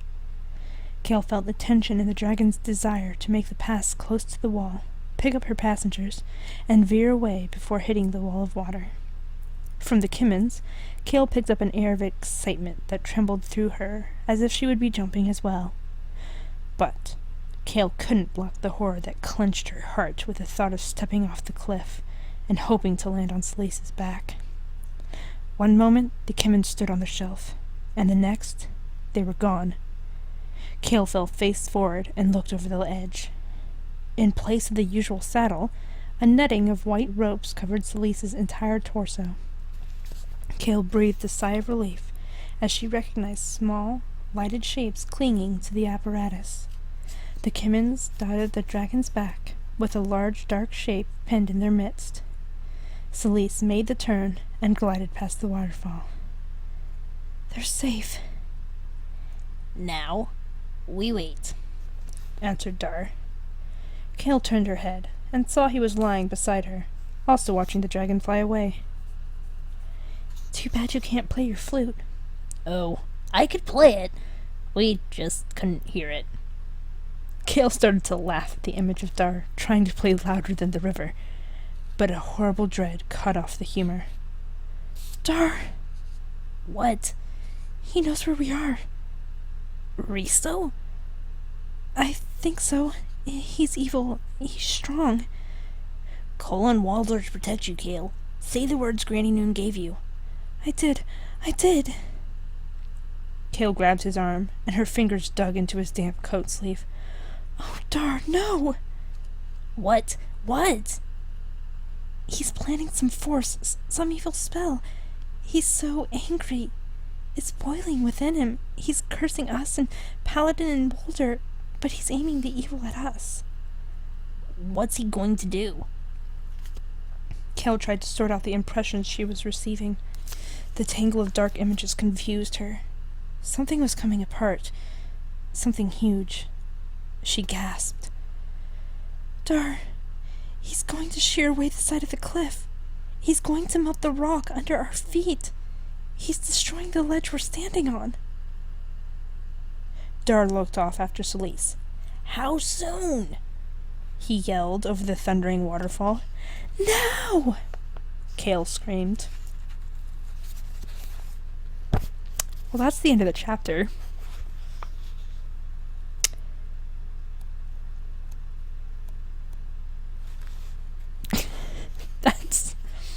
I don't know if that's a good ending place. Do you guys want a cliffhanger until next week?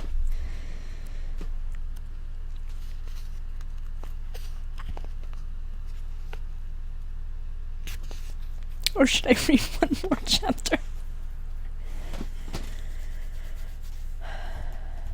I need to just buy me some female clothing in the worst of ways. Do it, Lunar. Go to, like, Goodwill. Because it's cheap.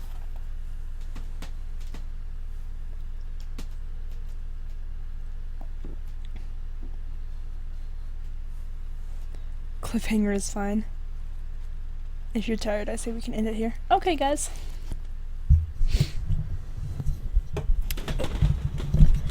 I didn't know if you guys would hate me if I ended on a cliffhanger, but... Alright. It's been so long since I've read, I forgot about that part. I'm making so much noise, I'm sorry.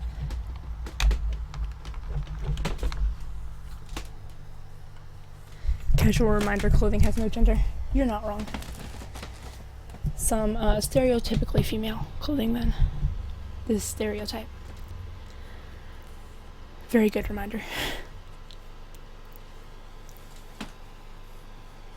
I was thinking about that, but then I also thought I have no way to get there. You have to wait for your money. Fair enough, fair enough. My throat is getting dry. Ouch. Oh, also, I'm super sore. I went bowling for work, or for our work's holiday party. I went bowling last night, and I think I pulled some muscles in my legs or something. Regardless, they hurt so bad. But that's why we had comfy corner tonight instead of last night. Because we usually do it on Wednesdays, and then Thursday is usually Legend of Zelda: Majora's Mask, or whatever game I happen to be playing. It's currently Law's Majora's Mask, but that game is going to destroy me. Oh my god. Probably sleep soon as well. I have to do dishes and stuffs. Do the dishes. Get them done. Get sleep. Sleep. So, tomorrow night will be another stream. Hopefully it'll be about 9:30 p.m. I'm not sure exactly because my mom and I are, at least my mom and I, possibly my dad as well, but we're planning on going and seeing part 2 of Mockingjay Saturday night. So we're going to be rewatching part 1 tomorrow night, and I'm not sure when we're going to be starting and then when that'll be done. But after that we will be streaming. It'll probably be about 9:30, 10 o'clock, because that's usually when my mom goes to bed. And it will be the Fiber Friday stream. You saw it? Connor, do not spoil for me! Do not spoil for me! Is it good? Is it good? Please tell me it's good. That sounds good. That sounds very good.